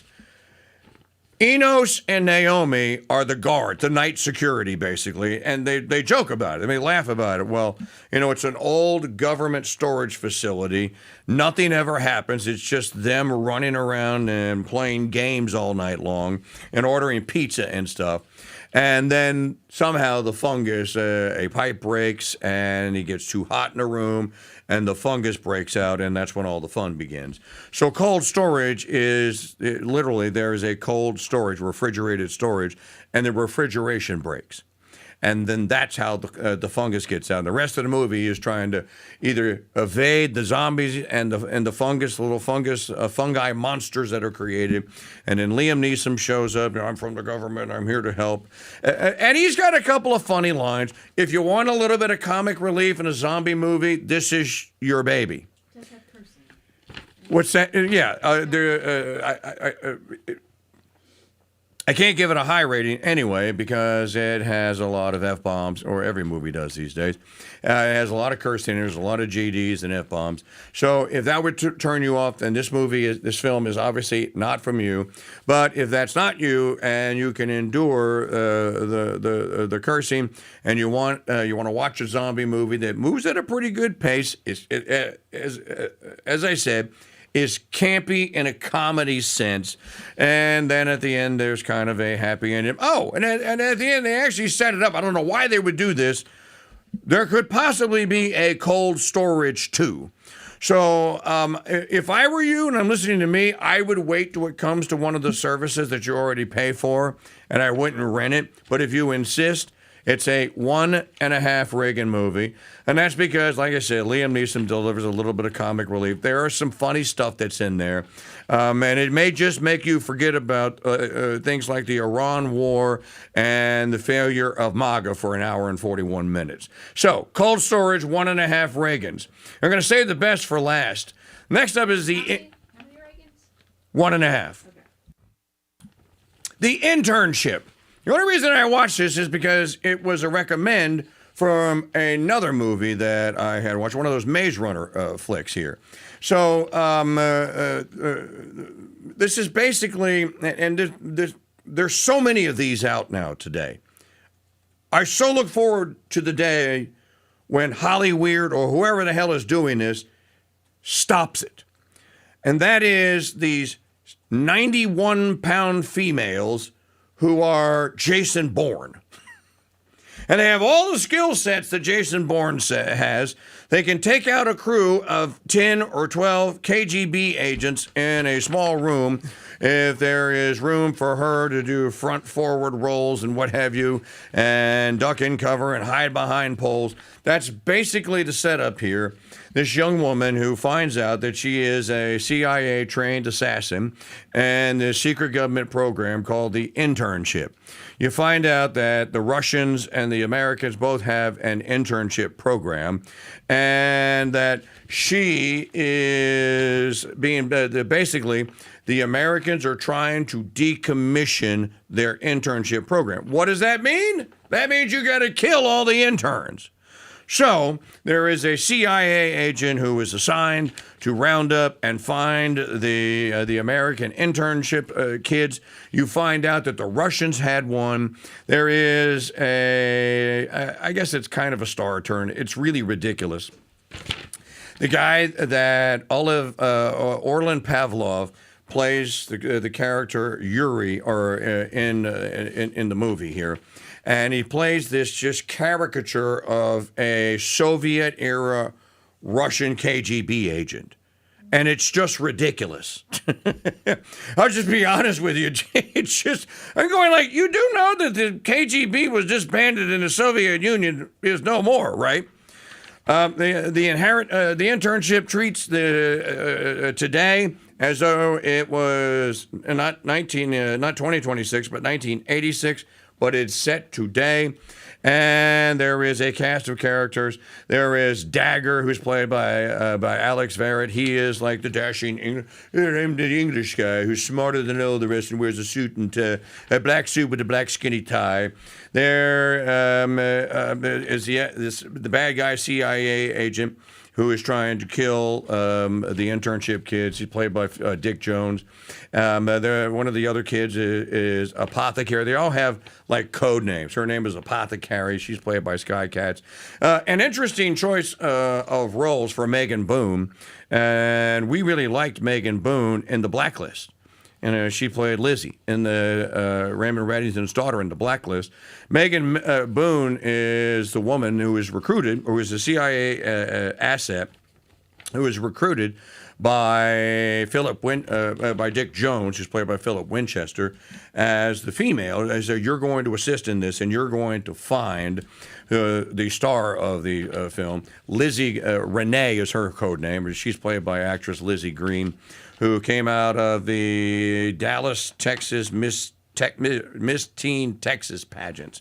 So the plot of the movie is the kids need to all meet each other, figure out that they were all in this program. They resolve that they got to stick together to survive.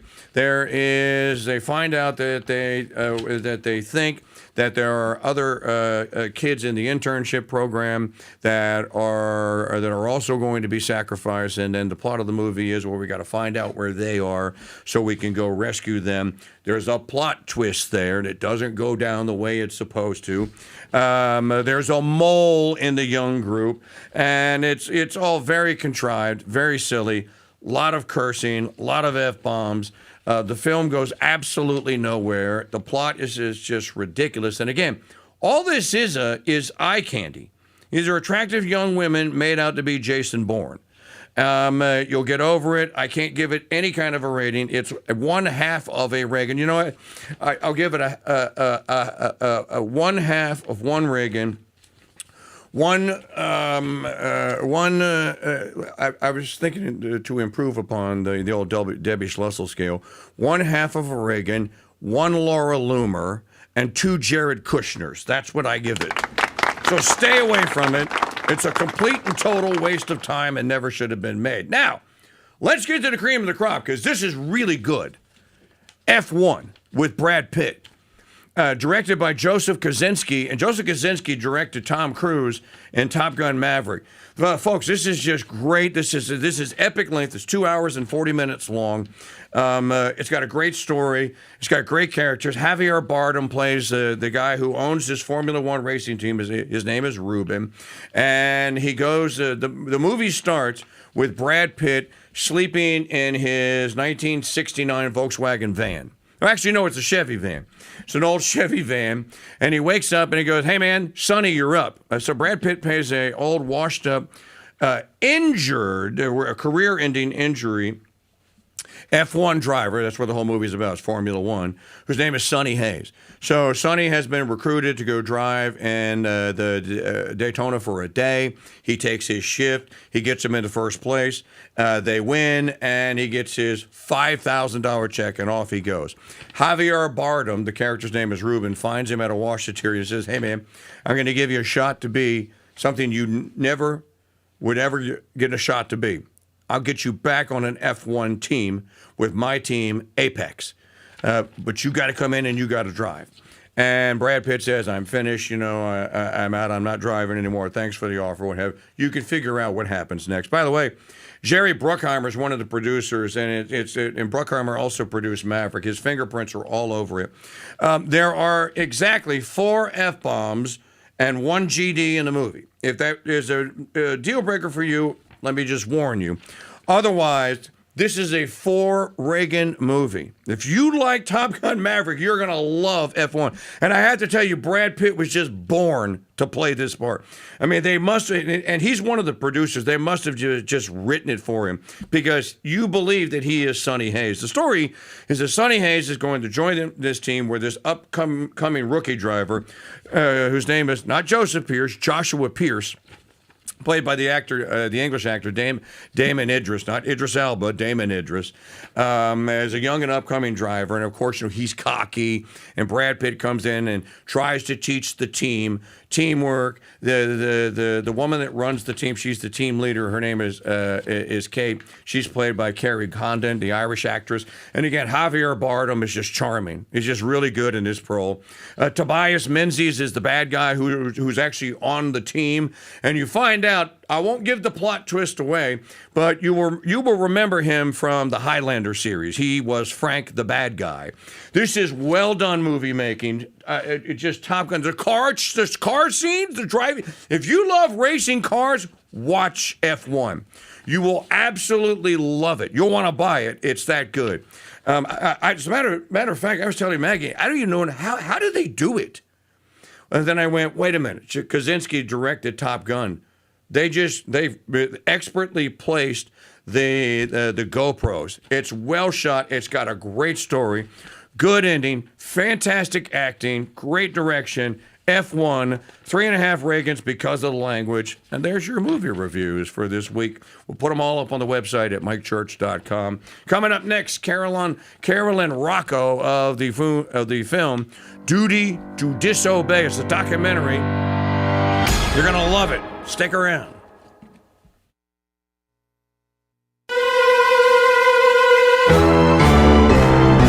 It's not tape or a Post-it or a candy bar, but this new 3M is the freshest spin on true crime shows since dinosaurs were solving cold cases with fossil evidence. Yeah, it's that original, folks. Mom's Murders and Mysteries. New episodes debut every Tuesday night, 6:30 East, 4 West, exclusively on the Crusade channel. Live talk podcast radio, the way it should be. Hi, folks. It's Mike Church, founder of Founding Father Films, asking you to learn the true stories of America's founding by purchasing my movie, The Road to Independence, the movie. The Road to Independence tells the exciting story of the founding fathers' struggle to declare independence. The revolution was on. We must note that at this early juncture of American self-government, that the Congress recognized the sovereignty of the individual states and recommended, not ordered them, to form governments. This is the framework that the revolutionary generation would build the Constitution on, a republic. This animated movie comes complete with collector's booklets, DTS surround sound, and are packed with hours of bonus features. Learn the true stories of America's founding and order Mike Church's The Road to Independence on DVD and CD. Available now at mikechurch.com/DVD and by calling 844-527-8723.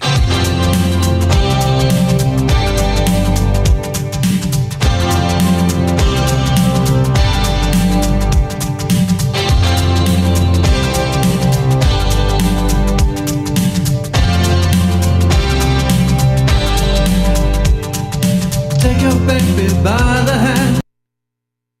You're listening to the Crusade Channel, a Black Hat Studios media property. Broadcasting live 24/7 from Madisonville, Louisiana, and to the world via crusadechannel.com. Mike Church Show News. News you can trust. Because let's face it, the truth just sounds different, like a symphony of facts. And now, here's Janet Huxley. Hello, Red, White, and Dude Nation. Welcome to Friday, May the 8th, 2026. I'm Janet Huxley at the Mike Church Show News Desk, live from the ranch in Kansas City. This report is brought to you by the all-new Mike Church Show website and Dude Nation membership service. Check it out today at the allnewmikechurch.com. Here's what to listen for this hour. Tennessee lawmakers pass redistricting bill to carve up state's lone blue district. Chinese-owned oil tanker hit near Strait of Hormuz and first since Iran conflict began. Video shows father fatally shooting illegal immigrant attempting to carjack family of 8. Mark Hamill posts photo depicting dead Trump just days after assassination attempt. And social influencers are changing the landscape for locals around the world. The Tennessee legislature passed a bill yesterday that would redistrict the state's U.S. congressional map to break up the state's only Democratic district ahead of the midterms. The legislation passed the state Senate 25-5 after it passed the state House 64-25, with 3 voting present. The gallery erupted in protest and had to be cleared as Senate lawmakers called for a vote. A Chinese-owned oil tanker came under attack near the Strait of Hormuz for the first time since the U.S.-Iran conflict began on Thursday. A report from Chinese media stated the unnamed vessel was marked China, owner, and crew. The ship's deck caught fire from the attack, and it remains unclear whether any of its crew were injured. This was the first time a Chinese oil tanker has been attacked. A person with knowledge of the matter told a Chinese outlet. China remains a key buyer of Iranian oil, which has been targeted by a U.S. blockade in the Gulf of Oman. Shocking video shows an illegal immigrant from Mexico being shot and killed by a Texas father during a carjacking attempt involving his family of 8, including a baby. Garland police confirmed to Fox News. It happened around 3:30 in the afternoon on Sunday when officers responded to a crash involving a car that hit 2 other vehicles. Officials said the driver of the car at fault, identified as 30-year-old Jose Ramirez, parked at a nearby gas station and was unsuccessfully attempting to take several vehicles by force in the parking lot. Officials said the father who shot the guy stayed at the vehicle and was cooperative with investigators. No charges were filed against him. It is Texas, after all. Our quote of the day: to have a right to do a thing is not at all the same as to be right in doing it. G.K. Chesterton. Coming up, a look at more of today's lifestyle headlines. You're listening to The Mike Church Show and the Red, White, and Dude Nation. This is a pixel. I'm Groot. Now, if you put a couple of million of these guys together, you can make a sentence on an LED screen. Put a couple of billion of them together, and you can make a whole page. Put 360 billion of them, and you got Chesterton's book, Orthodoxy.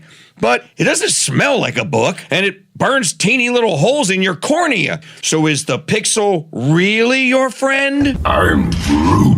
No, but the Founders Trading Post is your friend, and we have actual books with actual smelly pages. Plus, our little bookstore has everything you'd expect. I'm Groot. Yes, Groot, to the gourmet coffee, but no to the One Tree Hill sappy guitar music. Pick up a copy of G.K. Chesterton's Orthodoxy, plus many other Chesterton titles at shop.mikechurch.com. Find out about today's saint in the Saint of the Day podcast at crusadechannel.com. Now a look at more of today's lifestyle headlines.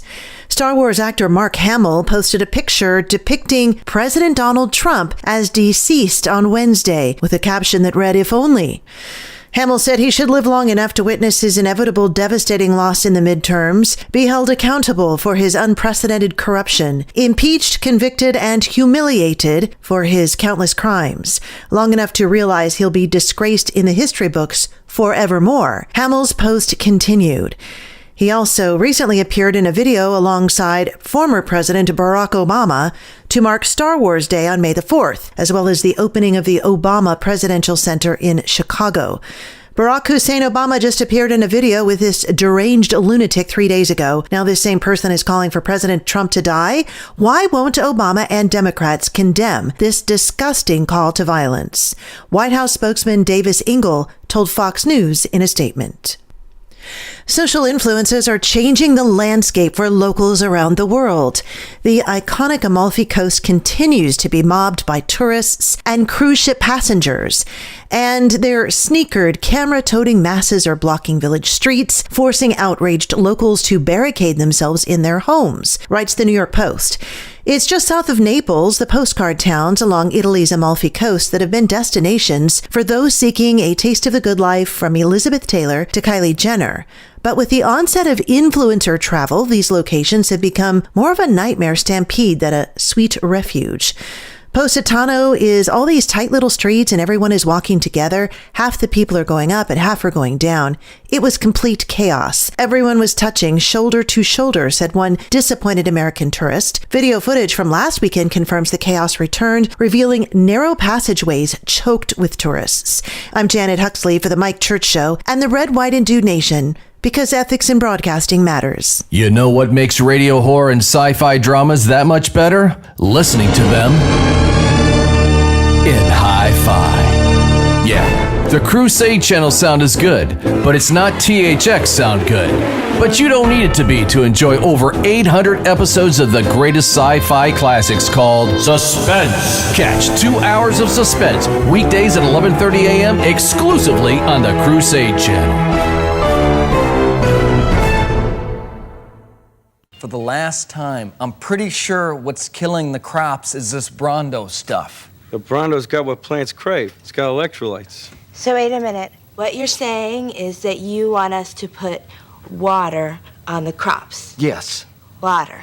Like out the toilet? Well, I mean, it doesn't have to be out of the toilet, but yeah, that's the idea. But Brondo's got what plants crave. It's got electrolytes. Okay, look, the plants aren't growing, so I'm pretty sure that the Brondo's not working. Now, I'm no botanist, but I do know that if you put water on plants, they grow. Well, I've never seen no plants grow out of no toilet. Hey, that's good. You sure you ain't the smartest guy in the world? Yeah. Okay, look, you want to solve this problem. I want to get my pardon, so why don't we just try it, okay? And not worry about what plants crave. Brondo's got what plants crave. Yeah, it's got electrolytes. What are electrolytes? Do you even know? It's what they use to make Brondo. Yeah, but why did they use them to make Brondo? Because Brondo's got electrolytes.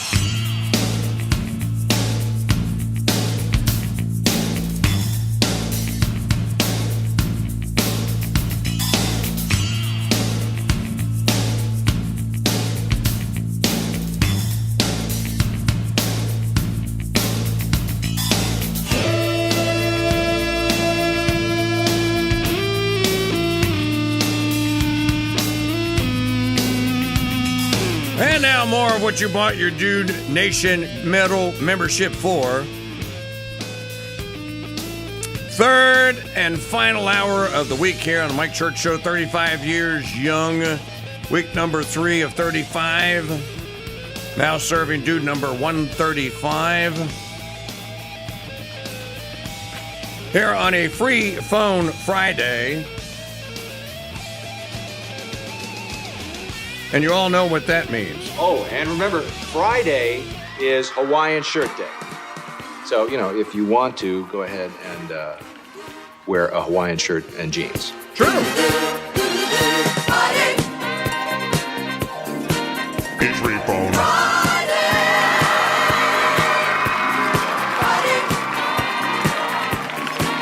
It's free phone.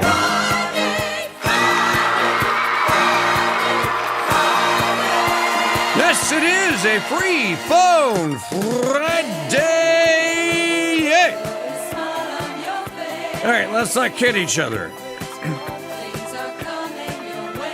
22 years in, and there hasn't been a lot of free phone Friday but it's okay.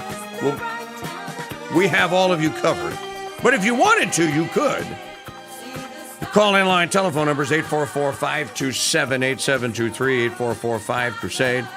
Email address, same as it ever has been. I am KingDude at protonmail.com, and you can chat it up in the Mike Church Show Crusade Channel chat room at crusadechannel.com/chat. This portion of the program brought to you by the Dude Gear Store at shop.mikechurch.com.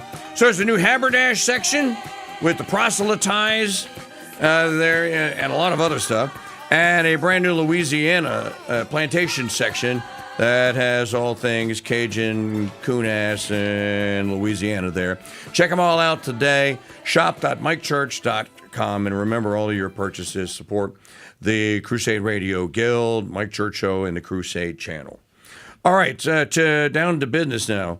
So, one of the topics that we have been talking about here on this program from day one of the Corona Doom, the Corona hoax, the Corona scam, whatever you want to, the scamdemic, whatever you want to call it. From January of 2020 until yesterday, or until today, all of you know, and as a matter of fact, we met many of you, and many of you became subscribers because of the way we covered the entirety of the COVID scam. And that it was pretty much a scam. And that it was a major disappointment for many of you that the federal government, that was being run by President Trump at the time, that Trump listened to very bad people. He listened to Scarf Vader, Deborah Birx. He listened to Anthony Fauci, as you all know. He listened to Mike Pence. He listened to all these people who gave him horrible, horrible advice. Or was it advice? Maybe it wasn't advice after all. And you all know what happened. So there's no need for me to recap it. You may not know what happened after Trump gets exited, the Biden regime gets installed, and then the Def Jab mandate becomes a mandate for the U.S. military. Now, remember, we covered all of this, and there were people that called who were saying, like, I'm not doing it. Our own Mike Parrott was one of the guys at the time, was like, can't make me do it, won't do it, campaigned against it, and he was actually discharged. And his story, Mike Parrott's story, is not unique. So somewhere between 80 and 100,000 members of this man's army were either dishonorably discharged, kicked out, took early retirement and just retired, or were discharged, but they refused. There were very few religious exemptions that were granted. They were lying about that. They lied to how they got there. And all of this then has been now condensed into a movie that's coming out, Tommy Burrow's production. And Tommy's a great... Look, if I say Tommy Burrow's film, Vax 1, Vax 2, Vax 3. He worked with Del Bigtree to make the Vax film. So, dude is solid. Movie is called Duty to Disobey. Comes out next month. You can reserve pre-order a DVD today. You can go to the website, dutytodisobeyfilm.com. And if the movie is coming to your area, you can actually buy a ticket to the screening.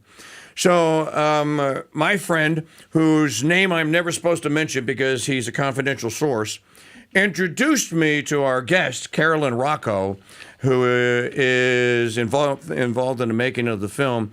As a matter of fact, Carolyn, welcome to the program. Thank you so much. How are you? Having me. You're very welcome.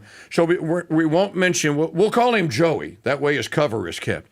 So Joey introduced me to Carolyn, and Joey told me, he goes, Mike, Carolyn has been on this thing since day one.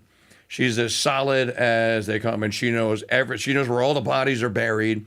She knows all the details of how it happened. You know, in your and I conversation the other day, I told you, I'm like, well, I didn't know that, and I'm a pretty well-informed person on this stuff. And there are a lot of stuff that you told me that I just went, it just made me angrier. I can't believe this happened. So why don't you walk the audience through just a little bit of who you are, how you got involved in the film, and then what is this movie about? Great. Yeah, thank you. And I won't take up too much time.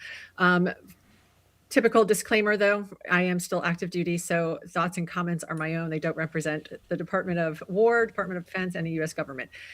Prior enlisted, I've got over 22 years of honorable service in, as all of you know, in August of 2021, then Secretary of Defense Austin pushed out a mandate saying 100% of the force needed to be vaccinated. I said no. My career was only saved by the grace of God, first of all, but also an injunction that Judge McFarland out of Ohio granted for the Air and Space Force members. There were about 11,000 of us who had submitted religious accommodation requests. They were all denied. And so the judge stepped in and said, okay, slow your roll, Air Force. We're not going to continue kicking people out. So that's literally the only reason why I'm still able to wear the uniform today. In October of 2023, myself, along with a few other active duty and retired service members, created a military chapter of Children's Health Defense. For the audience, that's an organization that Bobby Kennedy, Secretary Kennedy, before he became HHS Secretary, had created many years ago. And so we knew the harms, not just with the COVID vaccine, but with many other issues that are affecting the military. And so we went ahead and established a military chapter in October of 2023. And through all of this, there are so many stories and so many details that the American public have no idea occurred and are still occurring today, that we said, hey, it would be great if we memorialized our efforts, the stories, the people. And so we got the thumbs up to create a documentary, Duty to Disobey. And that will, like you mentioned, that will be showing in theaters for one night only on June 30th. It's and again, she gave you a very Cliff Note version of the story. I want to start here with, how did the Biden regime, they got Lloyd Austin to drop the hammer on this mandate? You told me the story, and I went, no way. And I think Mike Parrott might have told me some of this, but not all of it. Was it legal? Was it licit? And I think that's one of the things that the American people just do not know. How did the armed forces get to the point where they got a mandate and they said that every member of this man's army has to be vaccinated with the corona jab, with the Pfizer jab? Yeah. So again, it's a bit nuanced, but I will say the memorandum that Secretary Austin signed and pushed out to the force August 24th, 2021, actually was legit. In his memo, I'm going to read it. It actually says, only use COVID-19 vaccines that receive full licensure from the FDA in accordance with labeling and guidance.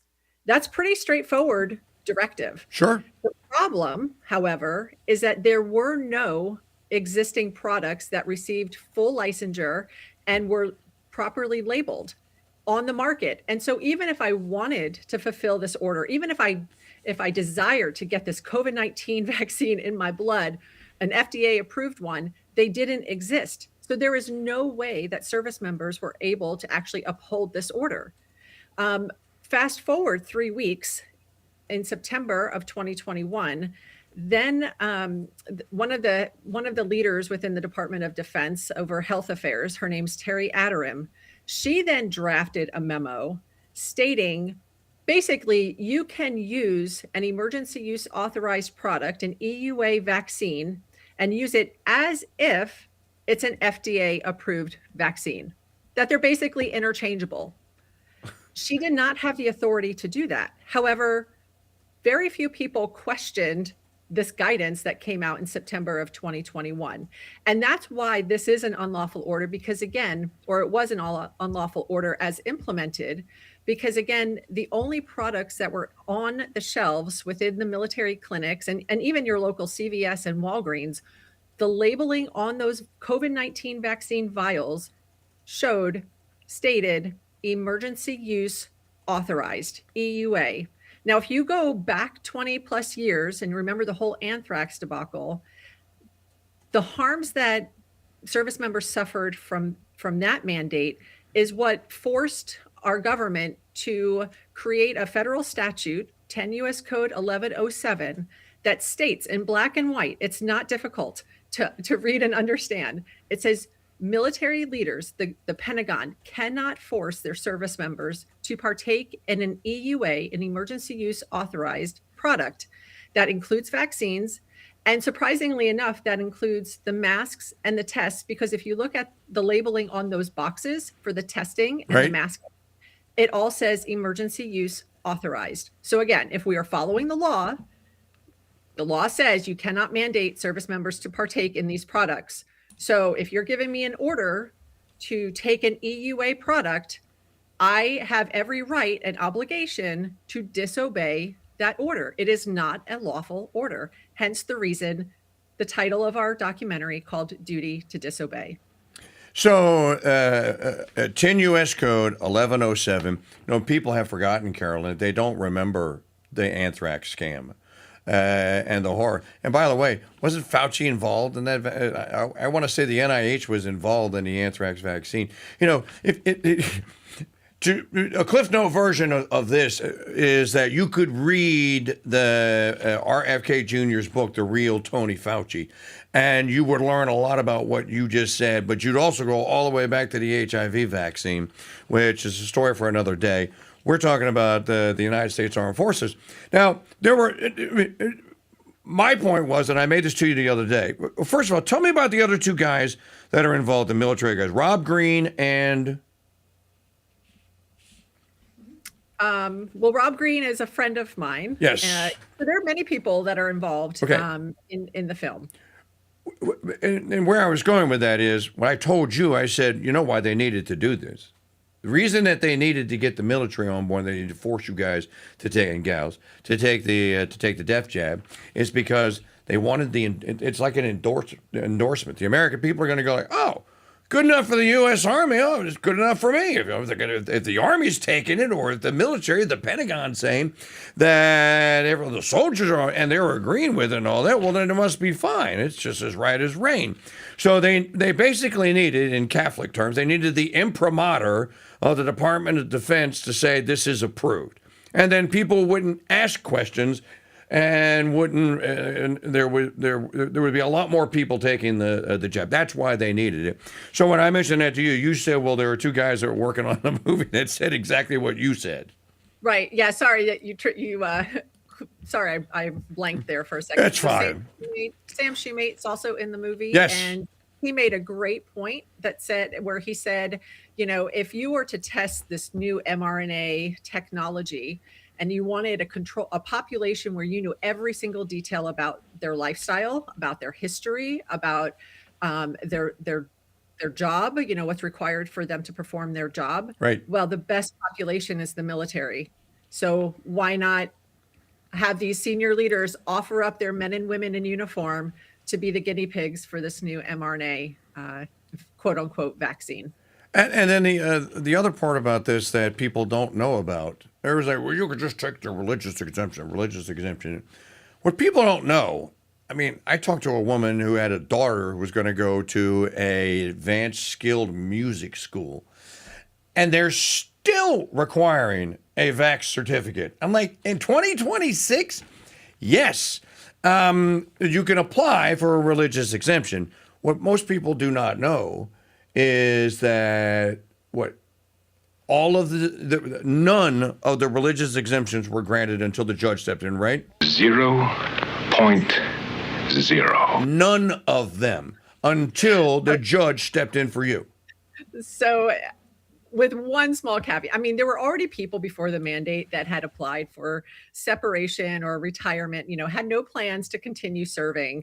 And so because they were already 1 foot out the door, it would be a really big black eye for the military to disapprove 100%. So it was closer to like 98, 99%. But for the Air Force, we had 11,000-ish religious exemption requests submitted. And they were all denied. And so for the Air Force specifically, that's when Judge McFarland stepped in and said, okay, you guys, this is ridiculous. And the crazy thing too is, the process to submit a religious accommodation request, I would say was also unconstitutional. It's like you had to interview with a chaplain. You never even met the chaplain before this quote unquote interview. And that chaplain would determine if you were sincere in your faith. I'm like, so what happens when you have somebody who's maybe found God? And I will say most of the religious accommodation requests were of the Christian denomination, the Christian faith. But what if you've had somebody who found God a week before their interview with a chaplain? And the chaplain's got a list of questions, how long have you gone to church? How long have you been a believer? So if you don't answer appropriately, well, guess what? That chaplain is going to say, yeah, probably not a sincere faith. The problem that I ran into, and this actually just came out in last week, the Department of Justice released a report, a 200-page report, as they were charged with another executive order to look at the eradicating anti-Christian bias.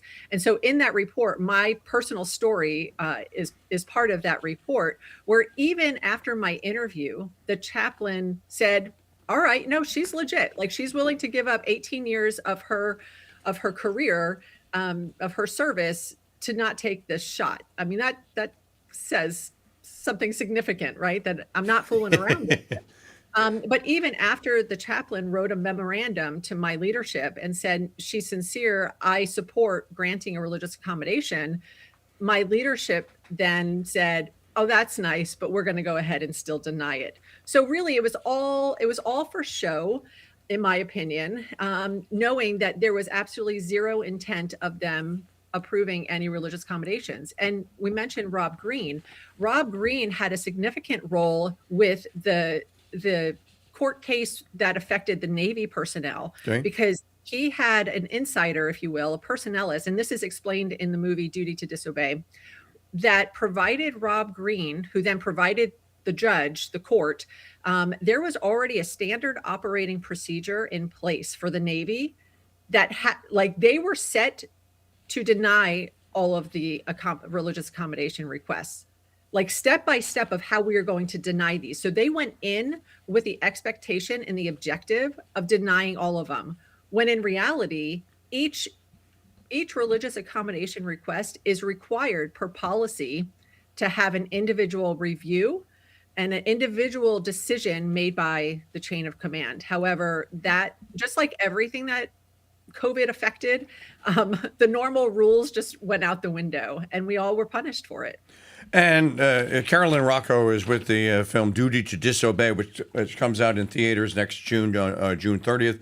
You can get tickets at dutytodisobeyfilm.com. You can also go pre-order a DVD version if you want.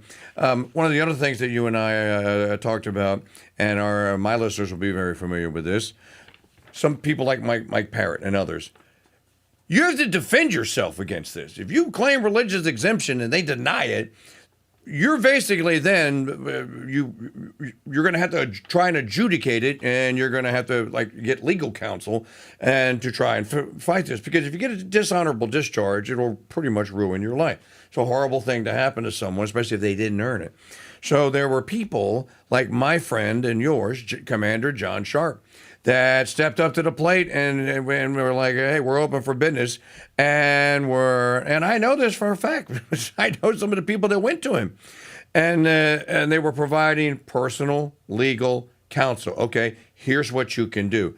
And of course, Commander Sharp is actually one of the few people that beat the United States Navy when they foolishly and illegally discharged him because it's a long story.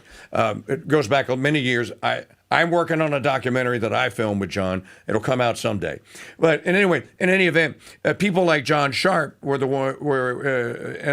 and other legal minds were having to defend this all behind the scenes. Meanwhile, your 18 years is on the line. Mike Parrott's 13 years on the line. Still guaranteed that you're going to win.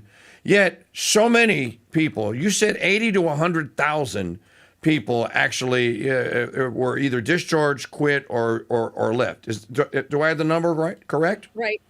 So many people are focusing on the 8,700 that, President Trump has created an executive order saying we are going to reinstate those 8,700, obviously, if they have a desire to do so.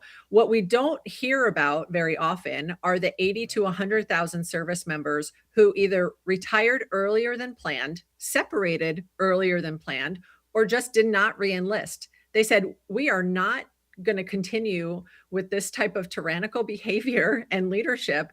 And so they left. So we didn't just lose, we kicked out 8,700 for sure, but there were another 80 to 100,000 personnel who basically left service because I would say COVID was a big portion of it. You can't forget about the Afghanistan withdrawal. You can't forget about how divisive the DEI policy was.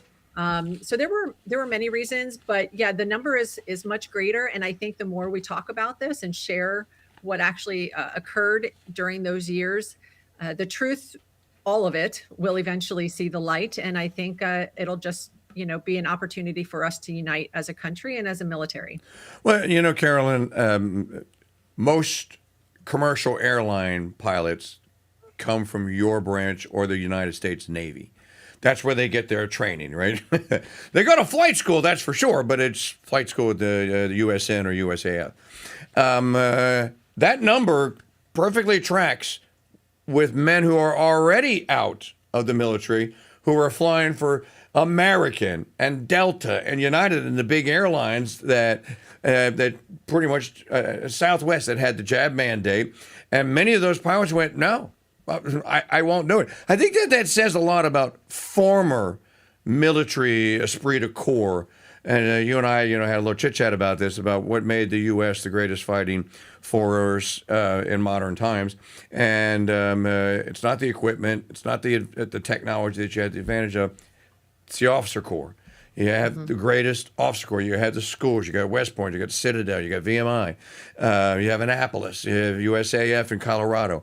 You have all these wonderful institutions, and they are institutions that trained all these young men and then afterwards some young ladies and being military leaders and the finest military leaders in the world. So it says a lot about the old training. I don't know what it says about the new training, but about the old training of officers and pilots. That so many commercial pilots also risked it all and said, no, I won't do it. I won't do it. And they didn't. And ultimately, two of the airlines, there were two or three of them, just ultimately backed down. So the whole thing is not just a military scandal. It was a scandal that anyone was ever, in my view, is that, you don't have to say that, I'll say it for you, that anyone was ever required or mandated to have it. No, I agree. And I, again, speaking from the military experience, if these judges did not act and provide the injunctions to protect those of us who are still serving, the military, the leadership at the time would have succeeded in purging basically people who have a conscience, who are willing to stand up and do the right thing. At the end of the day, my question to them is, are you wanting a group of people that are nothing but yes men and careerists? That is a slippery slope that everybody, whether you have a military affiliation or don't, need to be concerned about. If we have a military who will blindly obey orders, no matter what those orders are, that is not a good place to be in. And so, to achieve that objective, they needed to purge the hundreds of thousands of us who said we're not taking this shot. Not only is it immoral, it's also unlawful. So I'm just glad, like I said, there's a silver lining to every horrible story. And so, I get to meet people like you, meet people like Joey. Obviously, Rob Green and I have become really good friends, along with some other strong patriots and strong, faithful Christians who know that this world and this earth is temporary, and we are not going to just cave because a human being says, you need to do this to keep your job. Well, there's other ways to have jobs, and you got to live with yourself, right? Are you actually in the film? I am, yes. Okay, I was wondering. So you get a credit at the end, and that's good. This is just kind of a sidebar. The website says that the film is produced by CHD, that's Children's Health Defense. That's RFK Jr.'s outfit.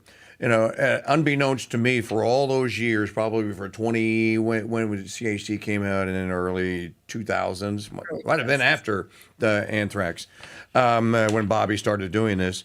And I've always kind of followed Bobby, even though he was a Democrat and I'm not. But with the CHD stuff, I certainly, and then because I had children, and I like. One of the things that I discovered through Bobby and through CHD was about Gardasil. This is when my daughters were teenagers, and there was a family member that was saying yes, and I was saying not yes, but hell no.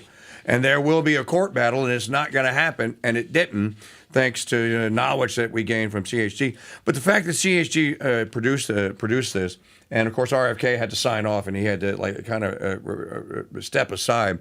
As I mentioned in the outset, if you have any questions about the movie, folks, the people that produced Vax 1, Vax 2, and Vax 3 produced this documentary, Tommy Burrows. So it'll be a quality film. And again, you can get tickets today. Duty to Disobey film.com. So if you want the DVD, order the DVD. If it's playing at a theater near you, it's always fun to go see it in the theater. Go see it in the theater.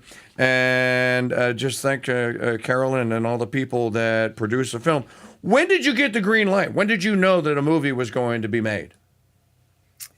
We've been working on this for almost a year. Okay. And so I would say it was maybe 3 months ago that I think we all realized that this was actually happening and that we needed to start, advertising. And but I would say by the end of 2025, the majority of the interviews had already taken place. There were a few late additions to the film, but yeah, it's been a few months. We've tried to keep it on the DL until everything aligned accordingly, and now we're on the push to get it out.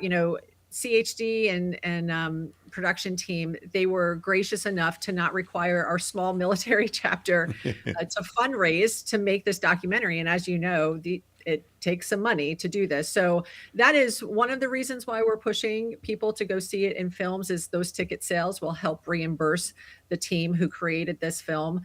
Additionally, and probably more importantly, is going to a theater and linking up with like-minded people, even those who might be opposed to this film. This is a great opportunity to have face-to-face conversation, to build a community. And I also know some of the theaters are actually going to have service members within the theater itself to answer any questions, address any concerns that the film presented. So some of them, I know the Arlington show, I will be at, along with a few others here in the DC area, and we plan on doing a panel afterwards. So it's not just a film, it's an opportunity to engage with people who were directly affected. And the film also highlights several of the service members who were physically harmed from the shot. Oh. They were coerced. They were threatened with a court-martial.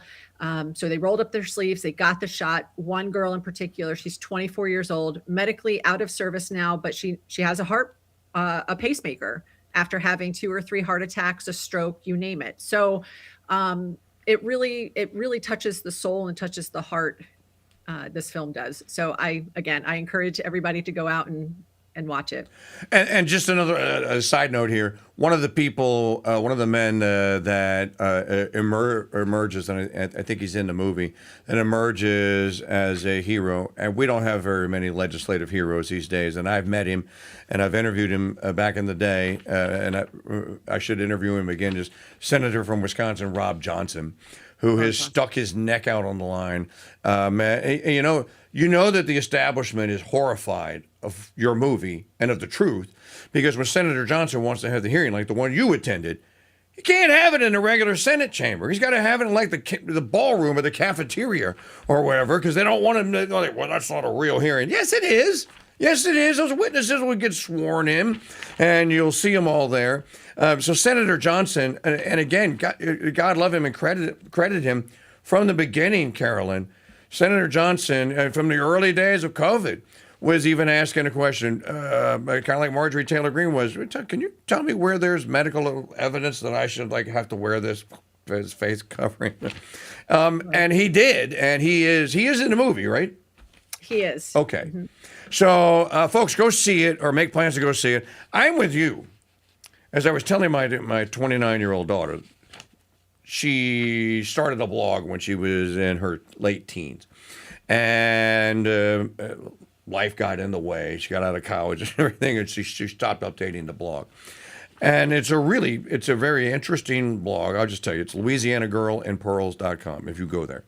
And I was looking at it the other day, and I told her, I said, Madison, people are fleeing social media. They're sick of the algorithms. They're sick of it ruining lives. They're just leaving. They're actually looking for websites and individual people they can trust to go to their sites to be entertained or to interact or whatever. You should do that. So I agree with you. If you have a chance, like if Duty to Disobey is playing here in the New Orleans area, I would opt to go see it rather than get the film. So I encourage everyone. It's dutytodisobeyfilm.com, and if you can go see the movie, and as Carolyn said, you might make some new friends, and maybe even be a panel discussion in your city, especially if you live in a larger one where people could actually get there. So Carolyn, thank you. Thank you for being courageous. You're in the military. Used to be thought of as like, well, that's you're willing to give the ultimate sacrifice. Well, sometimes just being in the military is a sacrifice. You get yelled at, you get told to do things that you don't really want to do. So ultimately, it is a bit of a sacrifice. But you stuck your neck out, and you didn't lose your career, so that's a good thing. So congratulations and God bless on the film. And as we get closer to June 30th, maybe I can get Rob, Tommy Burrows on the Mike Church Show, or we can all be on, and we can talk about it and have our own little pre-film roundtable. Love it. I'm sure they would be up for it. Okay. Well, Carolyn, thank you. I'll let you get back to your busy schedule, and I appreciate you being on the show and answering the call and answering Joey's call, as we're calling him. Just saying, well, who is this Mike Church guy? I never heard of him. Well, he's a friend of mine. So it's great to meet you. Congratulations on the film, and let's make plans to talk again sometime as we get towards that week of June the 30th. Love it. Thank you so much. It was an honor. I'm the one who's being honored here. Thank you. Carolyn Rocco, everybody. Thank you very much. Well, we're going to take a time out, and we'll be right back here on the Mike Church Show here on now it's a Free Phone Friday, so you can call. So if you have a question about all this, you are free to call 844-527-8723. You got to hit that switch in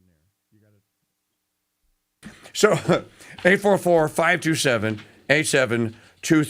And we'll be right back. Magdalene Rose will be with us. Just turn the auto on. Just hit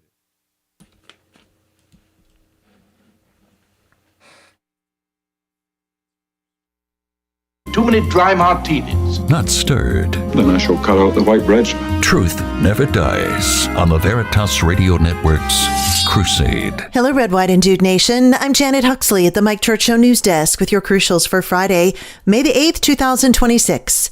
This report is brought to you by the all-new Mike Church Show website and Dude Nation membership service. Check it out today at the allnewmikechurch.com. In the market report, the Dow was down this time 0.63%, the S&P dropped 0.38%, NASDAQ was down 0.13%.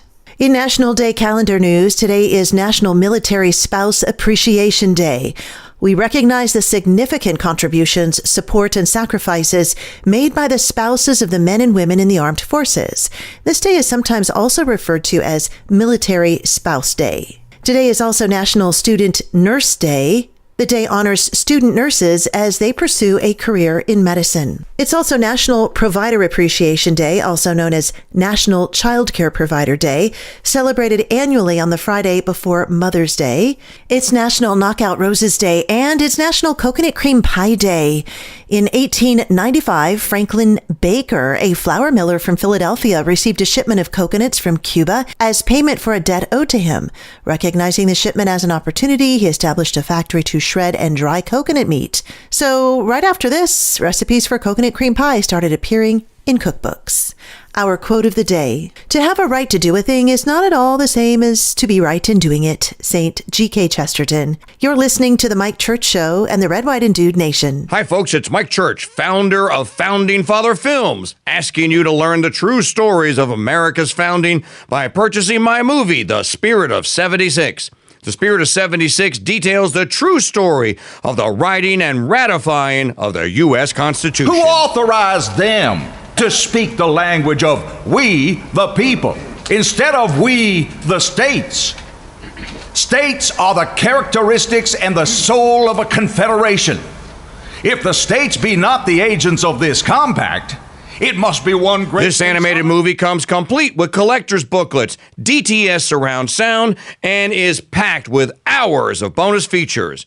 Learn the true stories of America's founding and order Mike Church's The Spirit of 76 on a 2-DVD or 3-CD set. Available now at mikechurch.com/DVD and by calling 844-527-8723. Some of the best things on earth come in threes. That's right, Lee. There's the Three Stooges. And then there's the Cajun cooking trinity of onions, bell peppers, and celery. And of course, guys, there's the Holy Trinity. Now, I'm not comparing my Trinity to the Holy Trinity, but I guarantee you, my Trinity of homemade small batch rubs can put a heavenly smile on your taste buds. And all three come with my 100% money-back guarantee. If you don't love and think that my Trinity of beast and butt rub, chicken mamu, and Acadiana steak seasoning aren't the best and most essential spices in your arsenal, I'll buy them back from you. It may not be holy, King Dude, but that's the best spice and rub deal on this side of heaven. Order Mike Church's set of Trinity rubs and save big at mikechurch.com/rub. That's one bottle each of beast and butt rub, chicken mamu lemon herb seasoning, and Acadiana steak seasoning for one low price and the King Dude's money back guarantee. Order today at mikechurch.com/rub.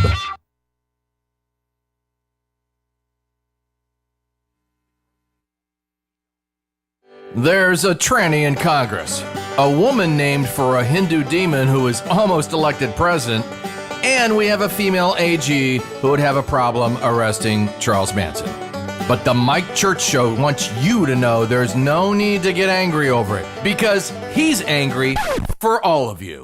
Am I the only one around here who gives a shit about the rules? Yes, because he's the only man in talk show media who will tell you men that we've reached peak bimbos in power. The Mike Church Show, a man that the 13 sane feminists on earth are in love with, and you will be too. 2, 3, 4, 1, 2, 3.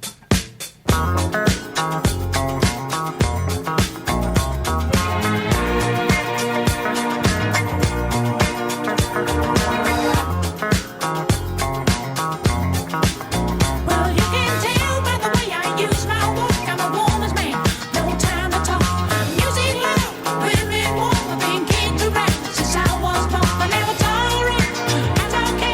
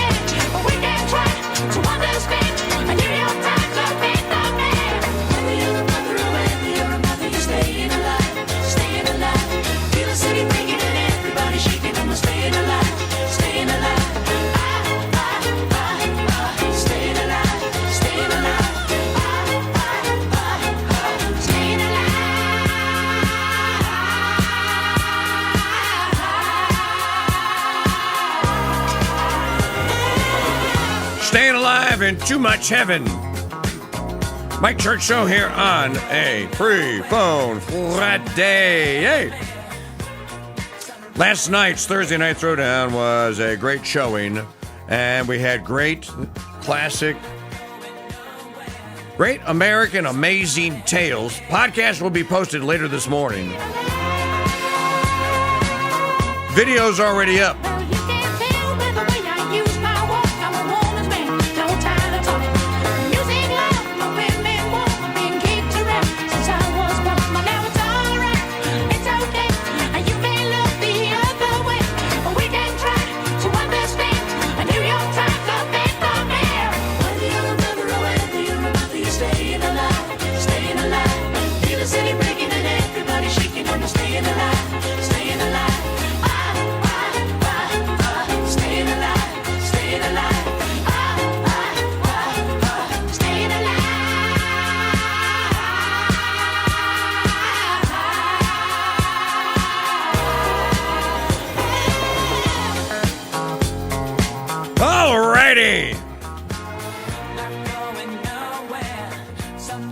This portion of the program brought to you by the Dude Number. You know, membership has its privileges. I have, while I'm doing this Dude Number spot and telling you to go to mikechurch.com/dude, can I also we prepared a commercial for membership has its privileges. Dude, get your Dude Number. Apply for a Dude Number today. If you have a Dude Number, and you're willing to do this, so you don't have to say your name, I need a half a dozen guys to just take your smartphone out, open up voice memo, and say, I'm Dude Number 13. Almost like you are saying it from, remember how they used to do it on Monday Night Football? They'd say their name. Now, if you want to say your name, you can. They'd say, Will Smith. Right, Will Smith, defensive tackle, the Ohio State. If you want to get fancy, you could say something like that. But I need, and you can ad-lib these. I don't have a set script other than I just need the Dude Number in there somewhere, and it will go into the montage for the commercial. And it's all, the commercial's done. I just need that. So. You could instant message me on Signal with an MP3 or M4V file if you do it on an iPhone as a voice memo from a Samsung. I'm pretty sure it's a similar file. It's just not an M4V because that's an Apple file. But if you're willing to do it, send them along ASAP, as they say in the business, on Signal or to my email. I am KingDude at protonmail.com. But find out all about the Dude Number program. Apply for a number today. Your special number may be available. Maybe you had a lucky number your whole life. See if it's available as a Dude Number. Apply today at mikechurch.com/dude. And membership does have its privileges.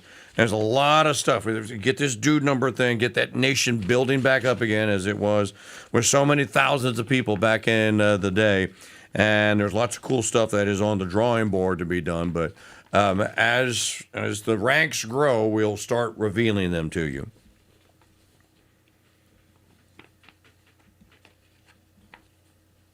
What is this? I kept seeing this. What? Alexandria Ocasio-Cortez on some goofball podcast with some woman named Alana Glazer. No, I heard one of them, so she is the whack job feminist that she thinks she is. I'm always interested in hearing Alexandria Ocasio-Cortez, or what they should call her is AOCIA, because she is a plant.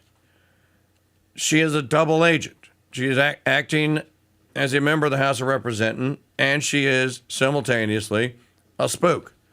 There's no way anyone is actually that stupid and got elected. Now, this is saying a lot. And got elected to Congress in the most populous state, in the most populous city in the Union. Don't buy it. Don't do it. I don't think that is what threw her over the top, Mrs. O'Connell. Mrs. O'Connell says that maybe she was elected because men in New York were fancy her décolletage, shall we say. Okay. It's called It's Open Podcast. You can play the first one. 6. There are very few like real archetypes of, in my opinion, like truly what America is all about. I think about the civil rights and voting rights movement and how Black Americans really created democracy in this country. Right. That's exactly right. How they literally made something from nothing. It is just beyond me. I think about how, like, Native people have survived and preserved and treasured their culture. I think about, and I think many of us think about immigrants, which if you aren't from one of those first two populations, you are certainly from largely the third. And so many of us like have our story of our parents, our grandparents, our great-great-grandparents, and so on and so forth. And who like come and make something from nothing. And I think that's a big part of also the most inspiring elements of what America is all about. Coming here and raping women is not making something other than a sex crime from nothing. Coming here and stealing an actual American citizen's job because you'll do it for cash money while living in a shoebox underneath an overpass is not contributing. You're declining. You're by definition, you're a thief. And they come here and they make such a great country, but then they do so much. They do this for themselves and stuff. Well, I love the way she makes it a point to talk about Black heritage and Black culture and Native American heritage and culture and how awesome they are for preserving their culture. What about my culture? You're not allowed to. Why am I not allowed to enjoy, appreciate, and cultivate and keep my culture for my children and grandchildren? And if you don't know, je ne sais pas, aujourd'hui, c'est l'anniversaire de la ville de Nouvelle-Orléans. Et c'est une jolie célébration.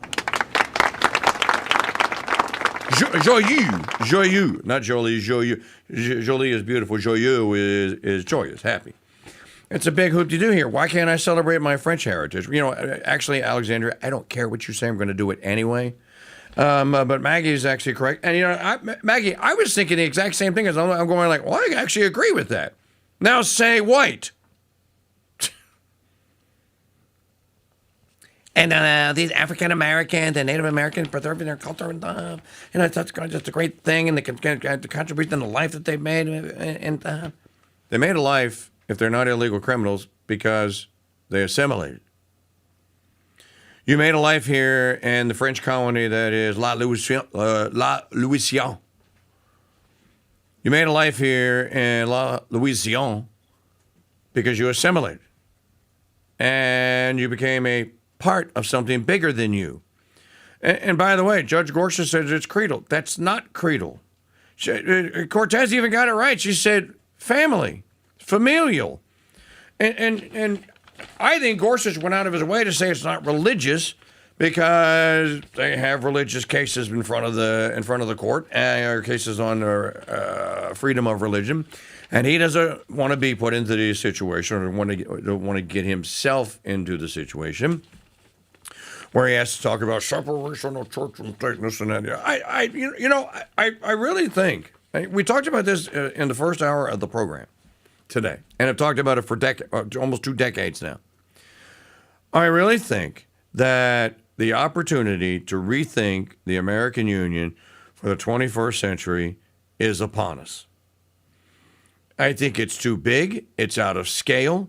And I think that the frustration that people feel about how inactive or not inactive, unresponsive government is, and it really, in many instances, it's even at a local level, you feel like it's unresponsive or that it is out of touch or it's too big or it's trying to do too much. It's meddling in your affairs. For example, and look, I get that there is ebb and flow and change.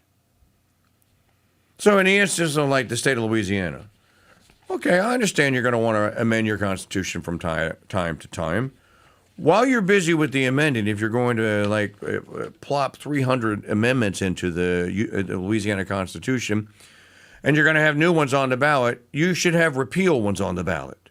You should have, Amendment 1 through 106 have all been adjudicated in law now and are no longer needed. Vote yes to repeal.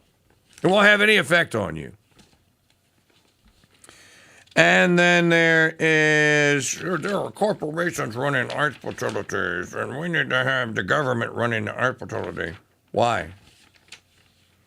Why? Privatization used to be all the rage. And I say this. If you think that what Immigration Customs Enforcement, what do? They enforce immigration laws. Okay. If you think that's a legitimate government function, and in that instance, I think that one is, well, then what I want is a competent government entity to run it. Because I just defined it as something that we don't do as citizens. We agree to concede that power and that legal authority to government. Does everyone understand what I just said? This is really how it should work. And it should be very rare that we as citizens are willing to empower government to do something on our behalf that we could do ourselves. ICE is one of them. So I might actually agree with Ocasio-Cortez and say, because I used to be a proponent of privatization. I'm not a proponent of privatization anymore, Magdalene Rose. I am a proponent now of elimination. Why privatize it when you can just get rid of it? Just get rid of it. If you can privatize it, that means people in the private sector can do it. So why is government doing it? So just get rid of it. Well, I think the private sector world was so beaten down during the Obama years. And you look at what happened with Spirit Airlines and the effort by Democrats to block a merger that I think honestly should have been allowed. And the fact that the efforts continue from left-wing Democrats to stop any what they'll say is monopoly. Meanwhile, they all engage in insider trading if they have a stock portfolio. So I really think that companies increasingly are getting doomed. And it hasn't been as pro-private business as you would expect under a Republican, let alone Donald Trump. And then you have, so what did she say, Maggie? She said, well, she's not even complaining about the privatization because it's privatization. She's complaining about it because she says that ICE is the Jim Crow racist. She's complaining that a company model, any company has a model of making revenue. So the more illegals you can toss into a facility, the more money the company makes. So we're building an industry on grabbing as many brown people as we can. If they're brown and they're illegal, grab them. If they're white and they're illegal, grab them. If they're purple and they're illegal, grab them. And yes, deport them. Literally, that is the definition of what ICE does. Immigration Customs Enforcement. Literally. I've had things confiscated from me by ICE. When they took them from me, it was coming back from France. I didn't protest. I didn't complain. I said, I just went, oh, wow. Maybe I should have shipped that or I should have packed it. And they go, yeah, you just can't take it on your person through. I understood that immigration and customs enforcement had a job to do, Magdalene. And I'm a white guy. And they took something from me. I didn't make a federal case out of it. I didn't go complain to Steve Scalise. I actually went, you know what? It was my bad. I should have read the rule or the law and should have made arrangement for those particular items to go like, okay, here's how I'm going to get them home. That's what responsible, active, law-abiding citizens, to use the phrase, actually do. Well, that's the difference. We've now been pretty much told by the Trump world that citizenship, although it's one of the flagship things they fight for, does not seem to matter as much as we thought it did. And when you talk consistently about the effort to change immigration in this country, they will say over and over again on the Democrat side, well, we just have to have equality, we have to stack the bench, we have to do all those things. On the Republican side, they used to mount an objection. Now they kind of mount an objection, but Trump tells you to scale down the level of deportations, that they're pulling back on no-knock warrants. I just don't think this is what people originally signed on for. Okay, all right, let's talk about Trump for just a moment here. Eddie Scari has this at thefederalist.com. Here are two very good things Trump is doing domestically. Okay, so can we find a silver lining in this swirling toilet bowl of you-know-what? Yes, we can. Kicking millions of people off of food stamps. Wall Street Journal last week reported that new federal work requirements have resulted in more than 3 million people having their food assistance terminated. God! Look, Magdalene, I am not going to cheer and do standing ovations for the Trump administration doing the things we elected it to do. You should just do them. You shouldn't expect an accolade. Okay, fine. There have been some dramatic results, including a 50% drop in food stamp enrollment in Arizona. Mind you, this comes after the previous administration turbocharged the program in 2021. Second thing, further ending the asylum scam. Far more important than putting up a wall that's even 1,000 feet high is halting the obscene flow of foreigners setting a single toe on U.S. soil and earning an automatic, indefinite right to stay by way of the magic word asylum. So absurd is the scheme that the Supreme Court is currently deliberating whether a foreigner can secure that right by claiming asylum without even being on American territory. But the Trump administration has taken steps to stop it. And the Washington Post reported last week that visas to the U.S. will be denied to foreigners who don't first formally affirm that they are not in fear of their own country's government. In other words, their intent in visiting America is not to claim asylum in hopes of staying once they arrive. So they're trying to bring the ridiculous asylum program to an end. In other words, you have to apply before you get here and say that you live in fear of your current government in order to have an asylum claim processed. That's a good thing. What is a good thing? But like you said with Donald Trump, I expected him to do good things. And it's like, I give him grace. I understand that there are things that take congressional approval. And my issue is not his failures. It's the lack of focus on certain issues. Like, I understand that he might not win on immigration. That's fine. But why is there not a focus on it? I understand that housing prices might be extremely complicated to lower. But why doesn't he talk about it? To me, more now, it's the fact that he's allowed all these issues that got him elected to die out from discussion in the media landscape when they're the reason he's in office. So there was a report he was meeting with a YouTuber group that endorsed him and liked him that were younger, and he was talking with them and basically saying, like, how do I get people to like me in your age group again? Because he's underwater there. Because men are afraid of the draft and women are sick of it because they didn't get the Maha stuff they were promised. Not all women, but for a lot of young women, that's one of the reasons they voted for him. Well, Carolyn Rocco was just on the show before you were, and the movie is Duty to Disobey. There are going to be a lot after that movie comes out, and after people learn of what the United States Armed Forces and the Pentagon is capable of doing, and I don't care who's running it. There are going to be a lot less young men that are going to go, yeah, sign me up. That's what's going to happen. The end result of all of this is going to be fewer and fewer and fewer signing up. Maybe we get to a point where a standing army is no longer practical. And the United States Armed Forces and the Pentagon and the Department of War you can start dismantling it.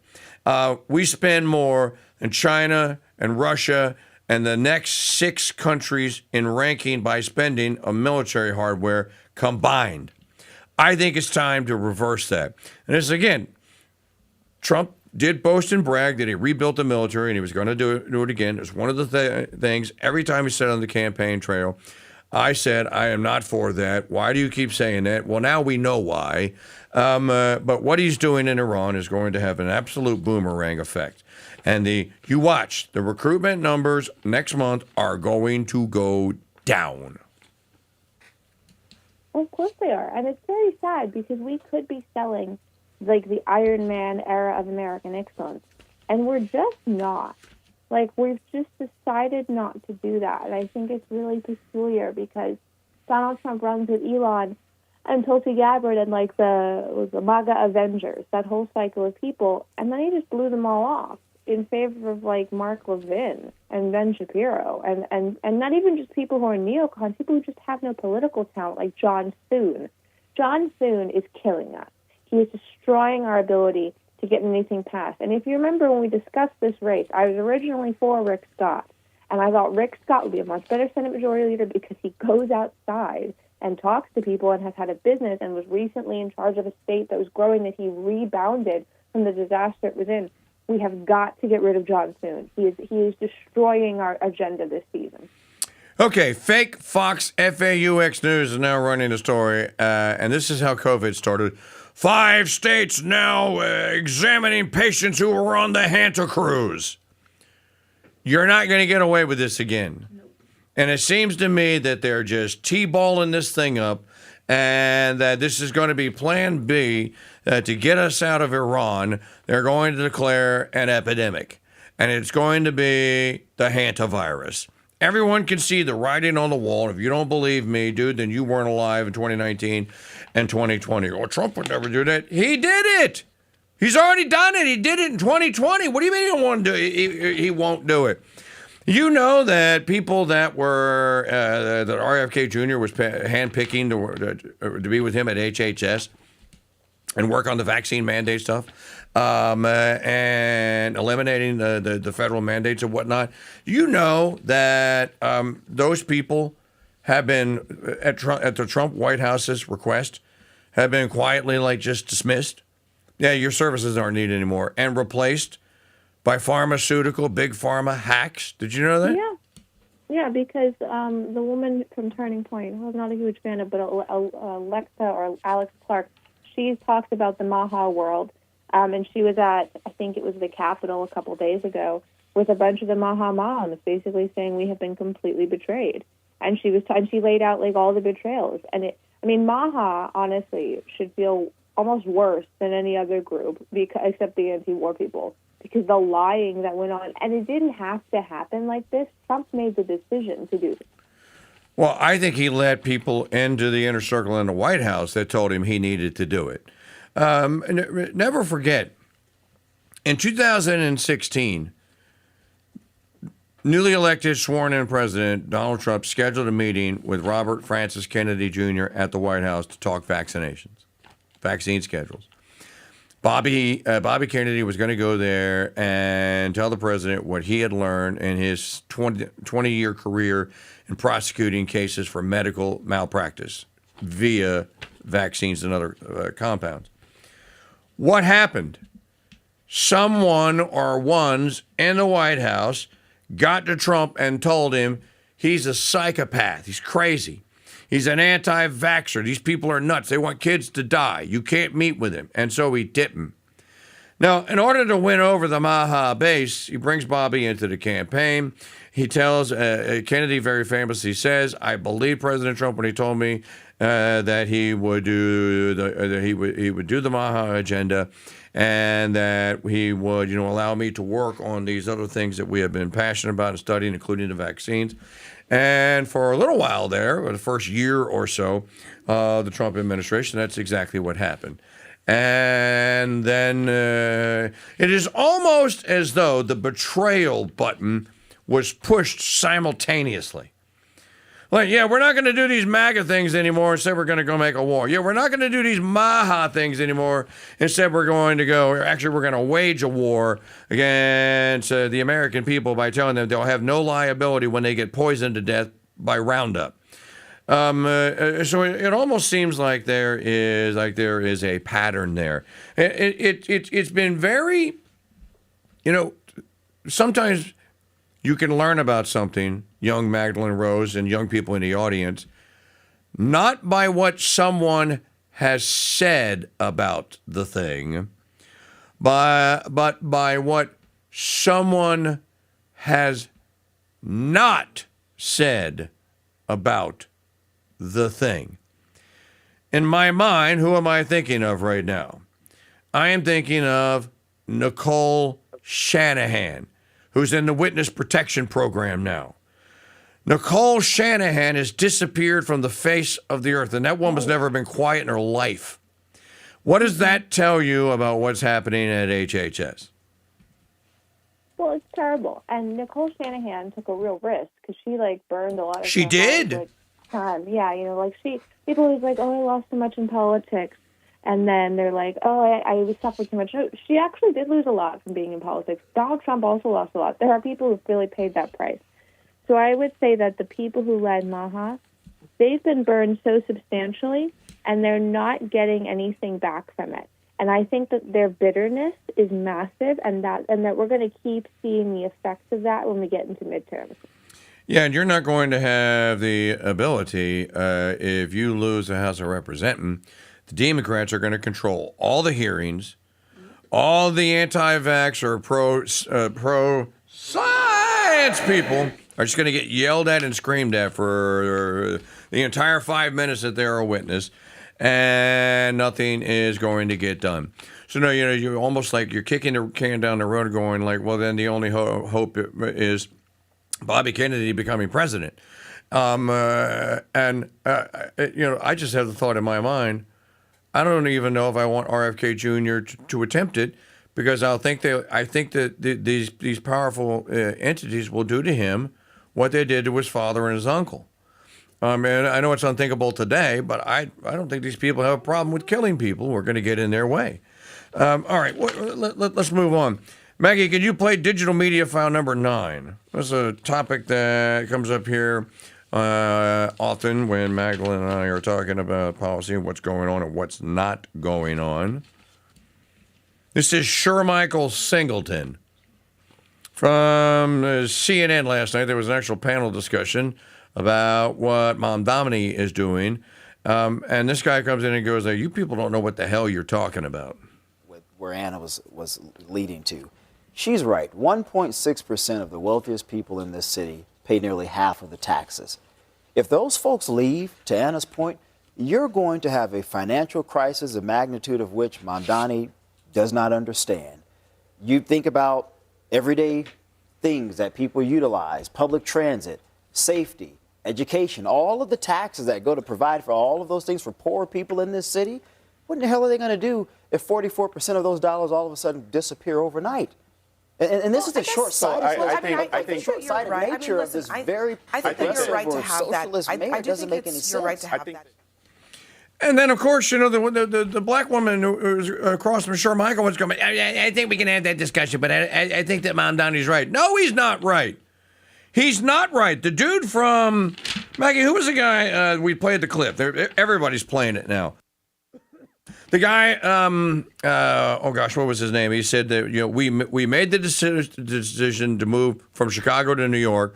Then we made the decision, and we just made it from move to. We're doubling down on Miami. Miami is business friendly. Mamdani does not understand what he has unleashed. We're not the only ones, and this is going to end. This is going to be absolutely tragic. It was. Was it 6? No. We had it a couple of days ago. Yeah, it was a couple of days ago. It's on the cut sheet. Ken Griffin. Ken Griffin. The CEO of Citadel. Of Citadel. you're going to have hundreds upon hundreds, if not thousands, of CEOs of Citadel going like, I have to answer to shareholders, stockholders, and board members. We're going to lose money. And we're not giving it to the city of New York. So the city of Miami is saying they won't take it from us, and we actually have cheaper cost of living expenses down there. We're leaving.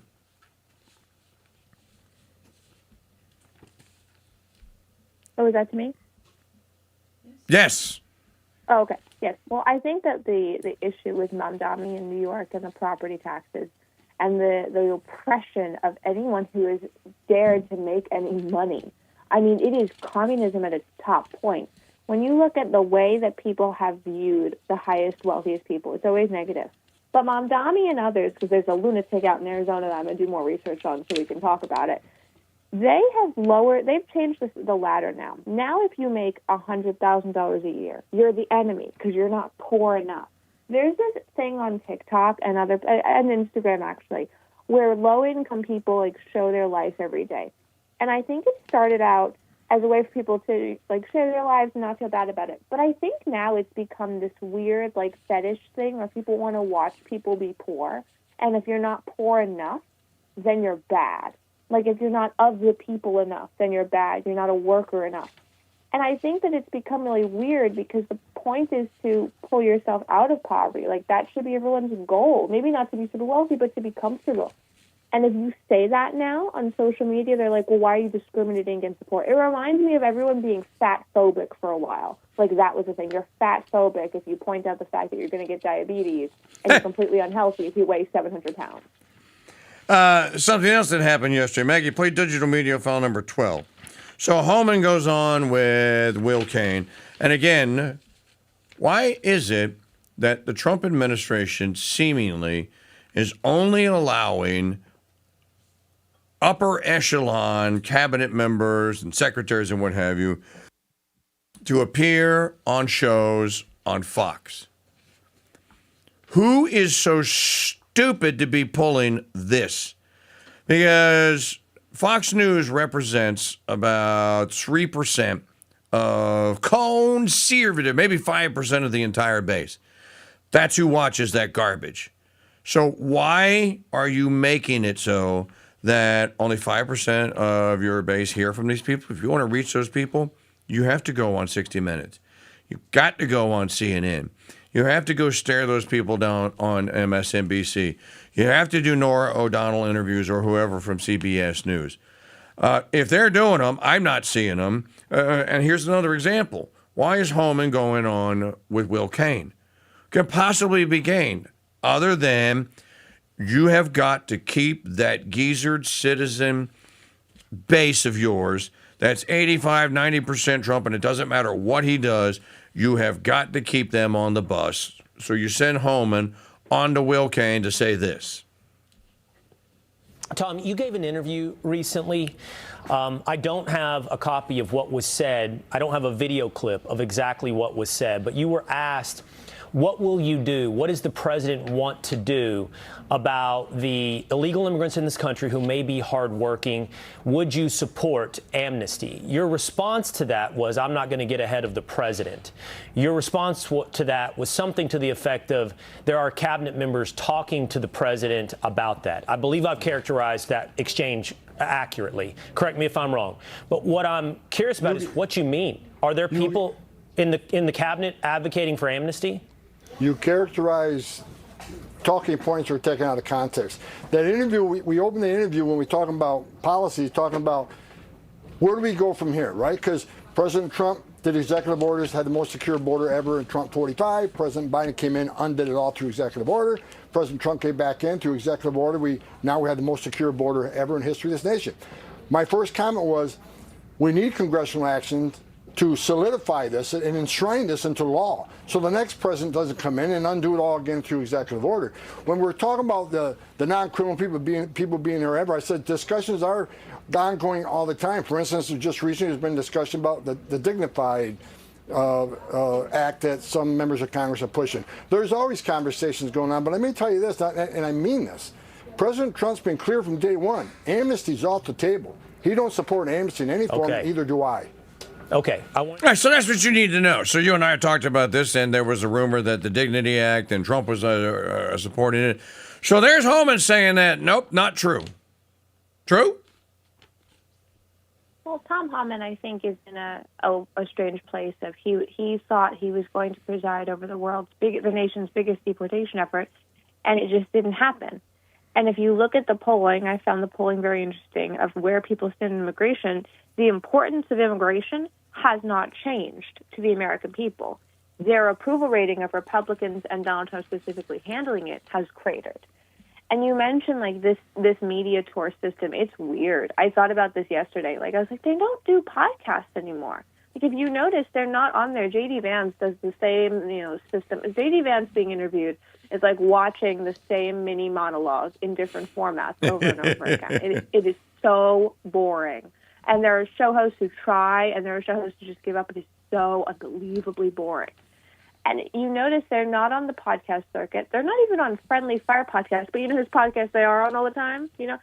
Katie Miller, Stephen Miller's wife. They all make time to go on Katie Miller's show. So, which is probably being recorded in the White House. It is. No, it is. Yeah. It's a set in the White House. That's where we're at now. So they are afraid then. I think that that's informative that after Trump came out and did his Lara Loomer and Mark Levin are the two great, and Sean Hannity are the three greatest human beings in the history of Earth.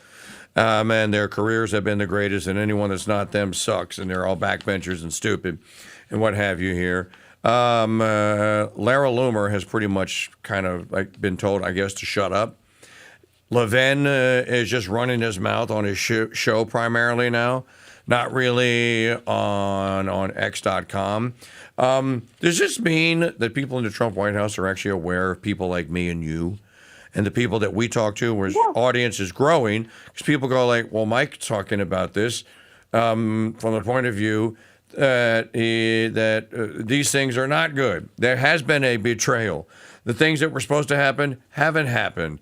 I think that they must be aware. So I think they're definitely aware. And I think that they know that they're in big, big trouble because they can pretend it's all great and it's the best war ever and we won the war. None of that happened, and none of that is true.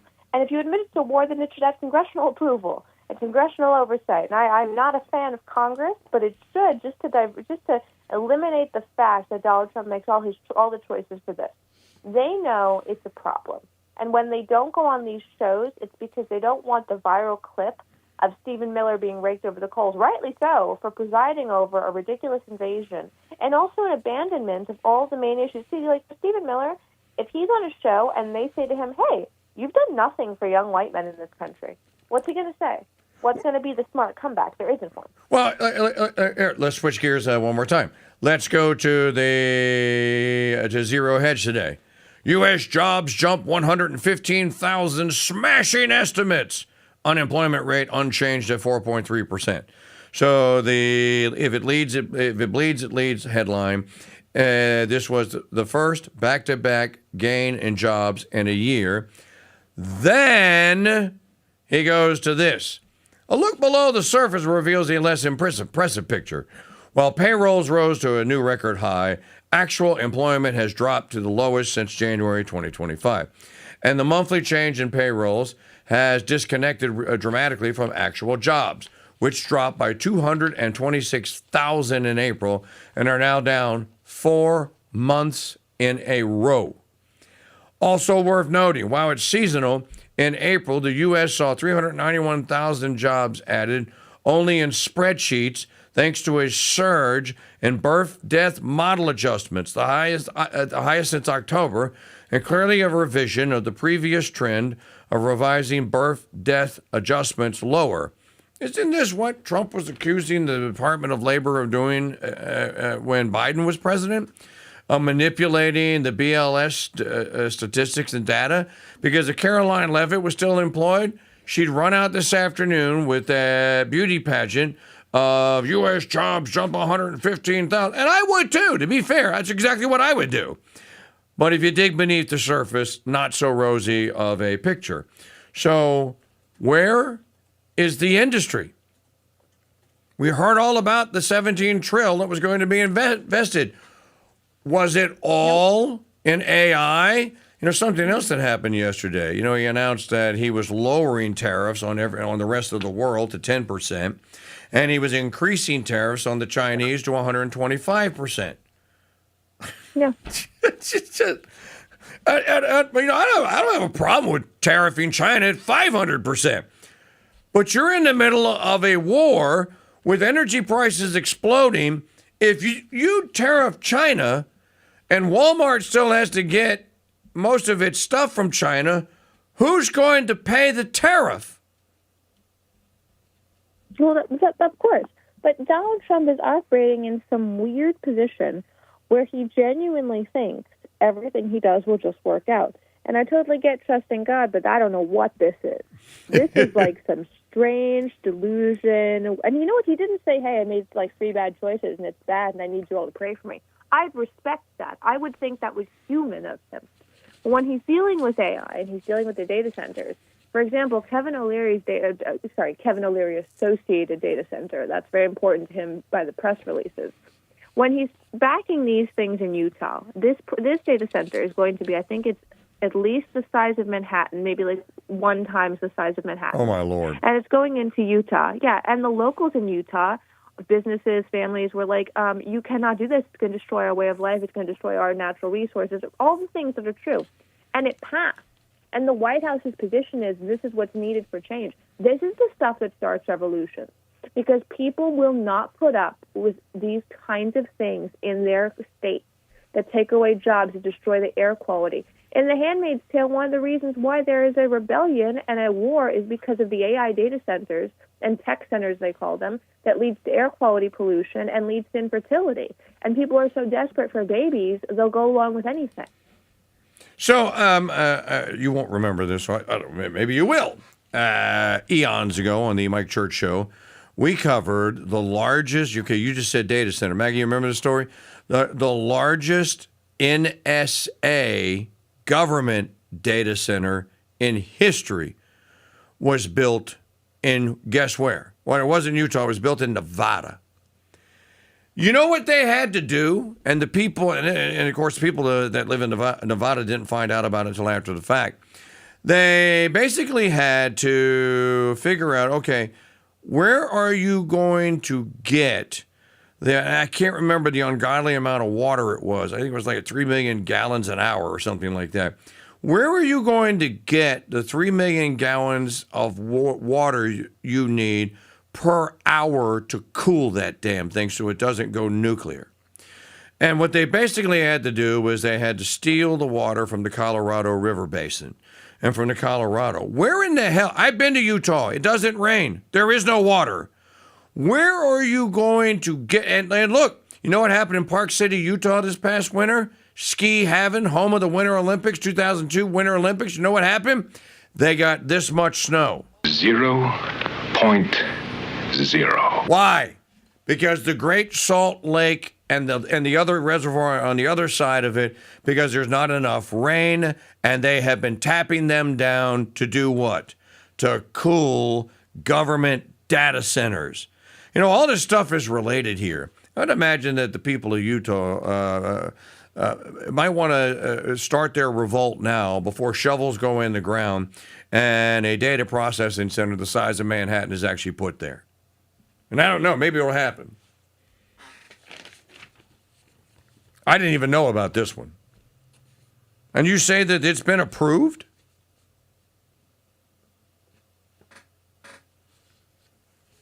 Who approved it? Did she drop?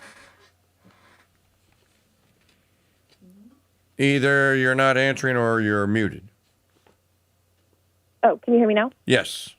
Okay. The city or the state approved it. And there was a young man who was there. I think he was in his late 20s, and he stood up and he was like, you will kill us. You are going to kill our future. This will destroy everything. And they were like, no, you're just feeding into right-wing propaganda.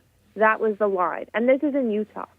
Well, it says here 11 hours ago, this is recently, So much worse than I even thought. Utah's hyperscale data center could create massive heat island near the Great Salt Lake. I tell you, I've been there. I just came from there last September. There's no water. There is literally no water. Utah scientists fear the proposed Stratos project would generate enough heat to alter temperatures, strain wildlife, and intensify environmental threats around the Great Salt Lake. One of the things that you might want to know is that there are a couple of different ways that you can cool ginormous microprocessors, circuit boards, and big processing circuitry. One, you can do it with liquid nitrogen. It's very expensive. And I'm not sure about how the science works. You can do it, but you can do liquid nitrogen too. You can do air cooling. What does air cooling require? Electricity. You have to be able to drive a fan to drive the air over the equipment to use the air. So you have to have electricity. Where are you going to get it from? 3, water. Where on earth are you going to get the water? Where? And they just revealed this last month. The project's boosters say it will likely need 9 gigawatts of energy at full build, more than double the electricity currently used by the entire state of Utah.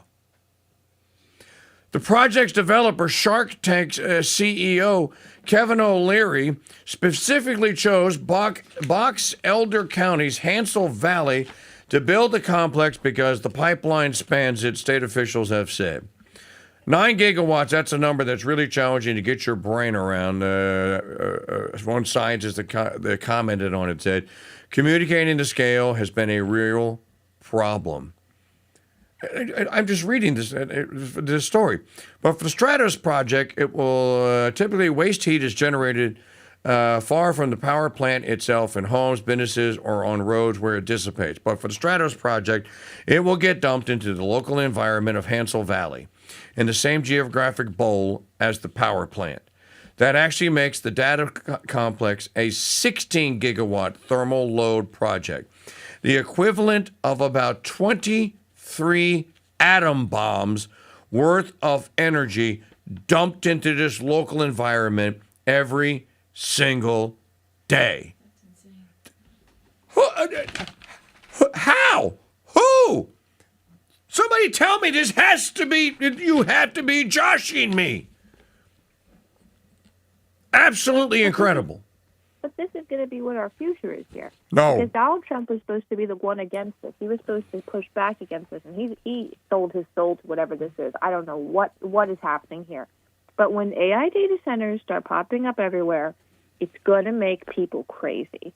It's going to become a thing that creates such rage, people start voting against just AI data centers, which is why if Republicans are on the wrong side of this could be like I feel like this could end up being a Tea Party wave issue because people don't want to live around them. We know the health ramifications of them, and the anti-group, the pushback against them is from both the far right and the far left because that's the intersection. They don't want this. So this could wipe us out if we're not careful.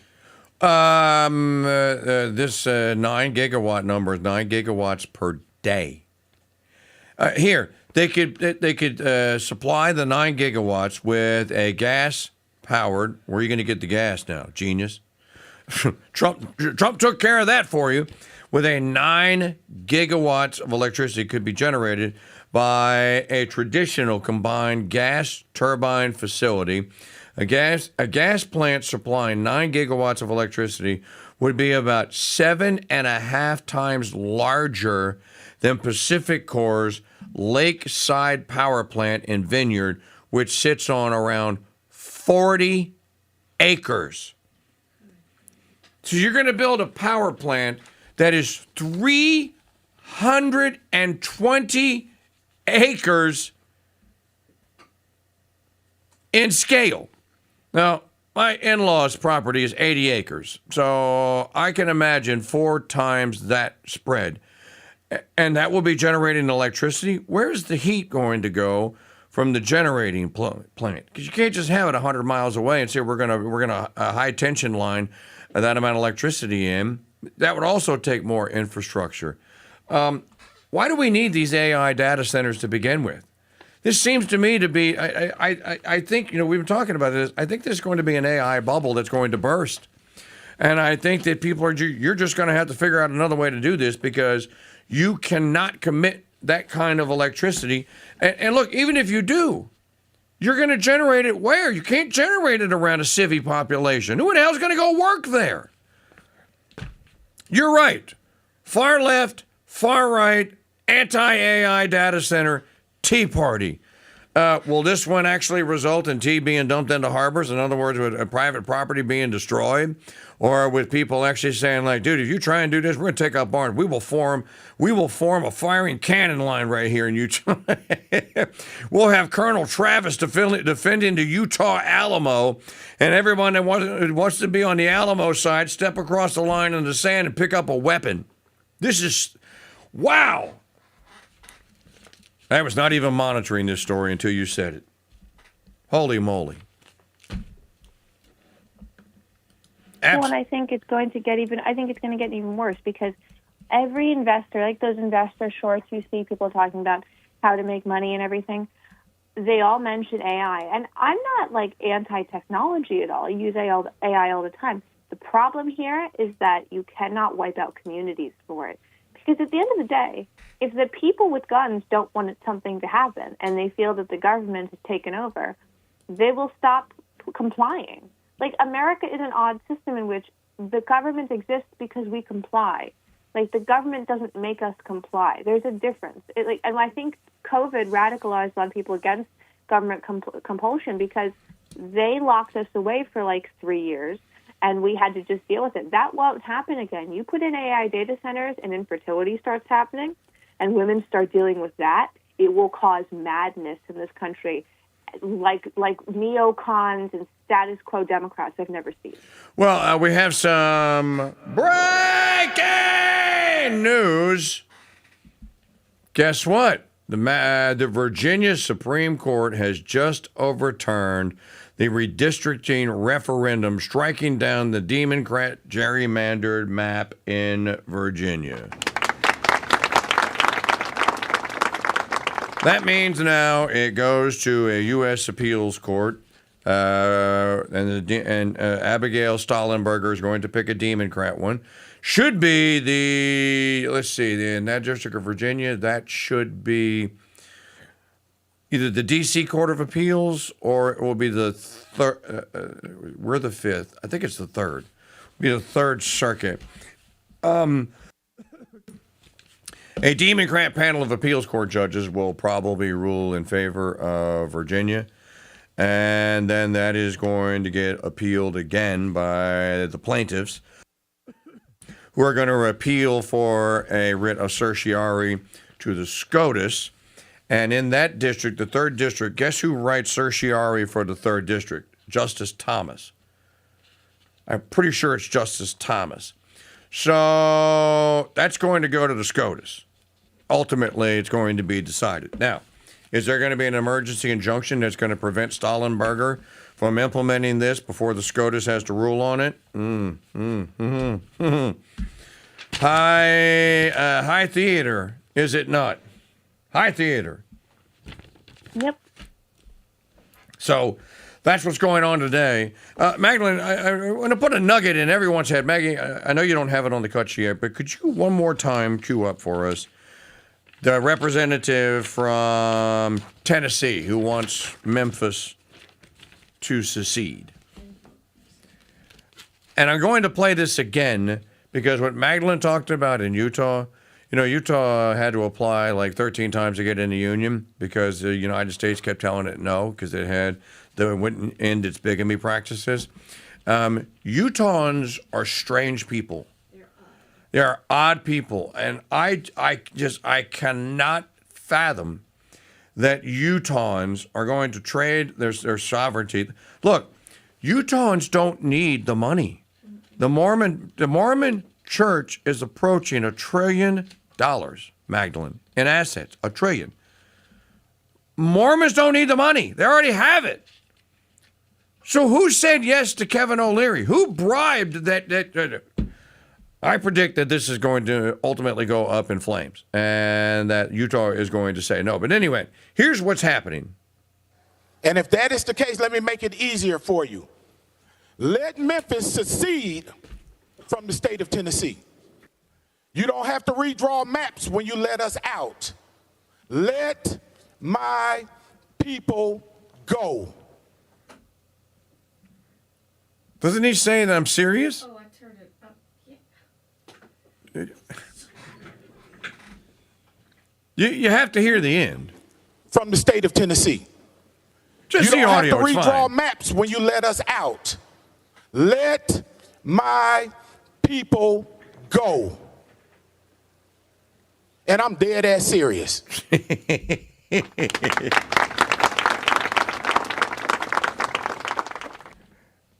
I'll go do shows live from Memphis if they'll just consider this, because that's the path of the future. And what an irony that Make America Great Again is one big giant American whole is actually might lead to America fracturing. And from little speeches like that happening all across the amber waves of fuel. Secession is on the table is the point. And I don't think that one party has a monopoly on it. I think that the people of Vermont want to secede. They want to become good socialists, and they want to have their own single-payer health care system, and I think we should let them. So I don't think, what's his name, Maggie? It's Antonio Parkinson. I think that Mr. Parkinson is going to get a lot more airtime and a lot more face time, and I would not be surprised to see what an irony that black people are going to lead the revolution in Tennessee to secede from the white people. And we have been taught all of our adult lives that only evil, racist, hayseed white slave owners want to secede. You can't make this stuff up. And I love it. I love it too. I think that the more that people get creative in politics, the better. I love when new things are approached. And like, Republicans are often, we're like 5 years behind on everything. Like, and if, when, you know, like, it's true, we're 5 years behind on everything all the time. Whenever we're on the cutting edge of something, I'm like, well, I don't think it'll last, but I'm glad to see it. All right, Magdalene, thank you very much. We'll see you Monday. Have a great weekend. Thank you. You're very welcome. Folks, we are going to, we'll get May's fundraising up on the sites today, and we'll probably send a small appeal out today. But we'll go back to raising some funds for May. I want to thank everyone that participated in April and got us over the top. What a great, great month it was.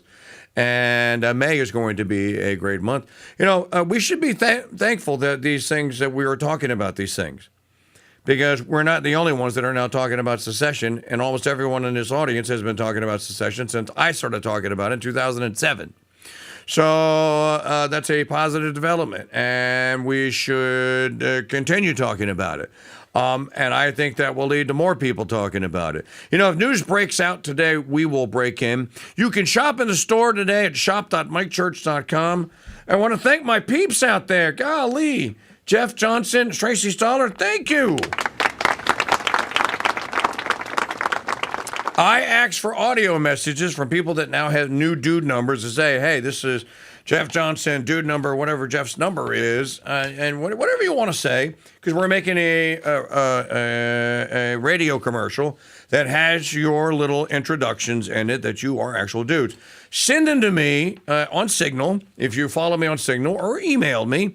I am KingDude at protonmail.com, or send them to me as a text message. You have my phone number. Record your, hey, such and such. And again, I gave the example. Will Smith, defensive tackle, the Ohio State, like they used to do it on Monday Night Football. So if you are a dude number, be proud of that. Get your number out there. If you want a dude number, if you want to apply for a dude number, You can do that at mikechurch.com/dude. Stores open all weekend long, and there's so much great stuff. Check out the new Louisiana tab that Maggie works so hard to bring about. We've got your coffee mugs, your coffee steins, beast and butt rub, the seasonings, and all that. So treat yourself to a Cooking with a KingDude apron. Everyone that saw me in mine last Sunday at Reagan and Ben's Crawfish Boil wanted one. You'll want one too. And yes, it has pockets big enough to hold 2 16-ounce cans of beer. So I hope you'll shop with us. Upgrade your memberships. Please, crusadechannel.com/join. Pick a metal membership, and then it will adjust you. It will just replace your current founding brother, founding father, crusader, or basic, whatever you are. And thank you very much for that. And graduate you to a new, very cool Dude Nation metal membership. Bronze, silver, gold, platinum father, and rhodium elite. There's an icon and a symbol for each. Check them out today, and I hope you'll do that today. You have choices of what to listen to and what to watch, and I'm so glad and thankful and humbled that you chose us, and you keep choosing us. Turn a friend on. No one is talking about the things that the Mike Church Show is talking about here on the Red, White, and Dude Nation and the Ethics and Broadcasting Network. It's easy to turn someone on the show. Just send them to my website. There is literally 4 years worth of free material that they can listen to and watch at mikechurch.com. Thank you very much for listening. If news breaks out today, heaven forbid, we will break in. Have a safe and blessed remainder of your weekend. Remember, new sermons every Sunday, greatest hits all day Saturday, and today, new creature feature tonight if you're bored to tears and want something to listen to. If we don't see you before Monday, have a great weekend. God bless you and Mary keep you. And of course, St. Michael the Archangel, pray for us.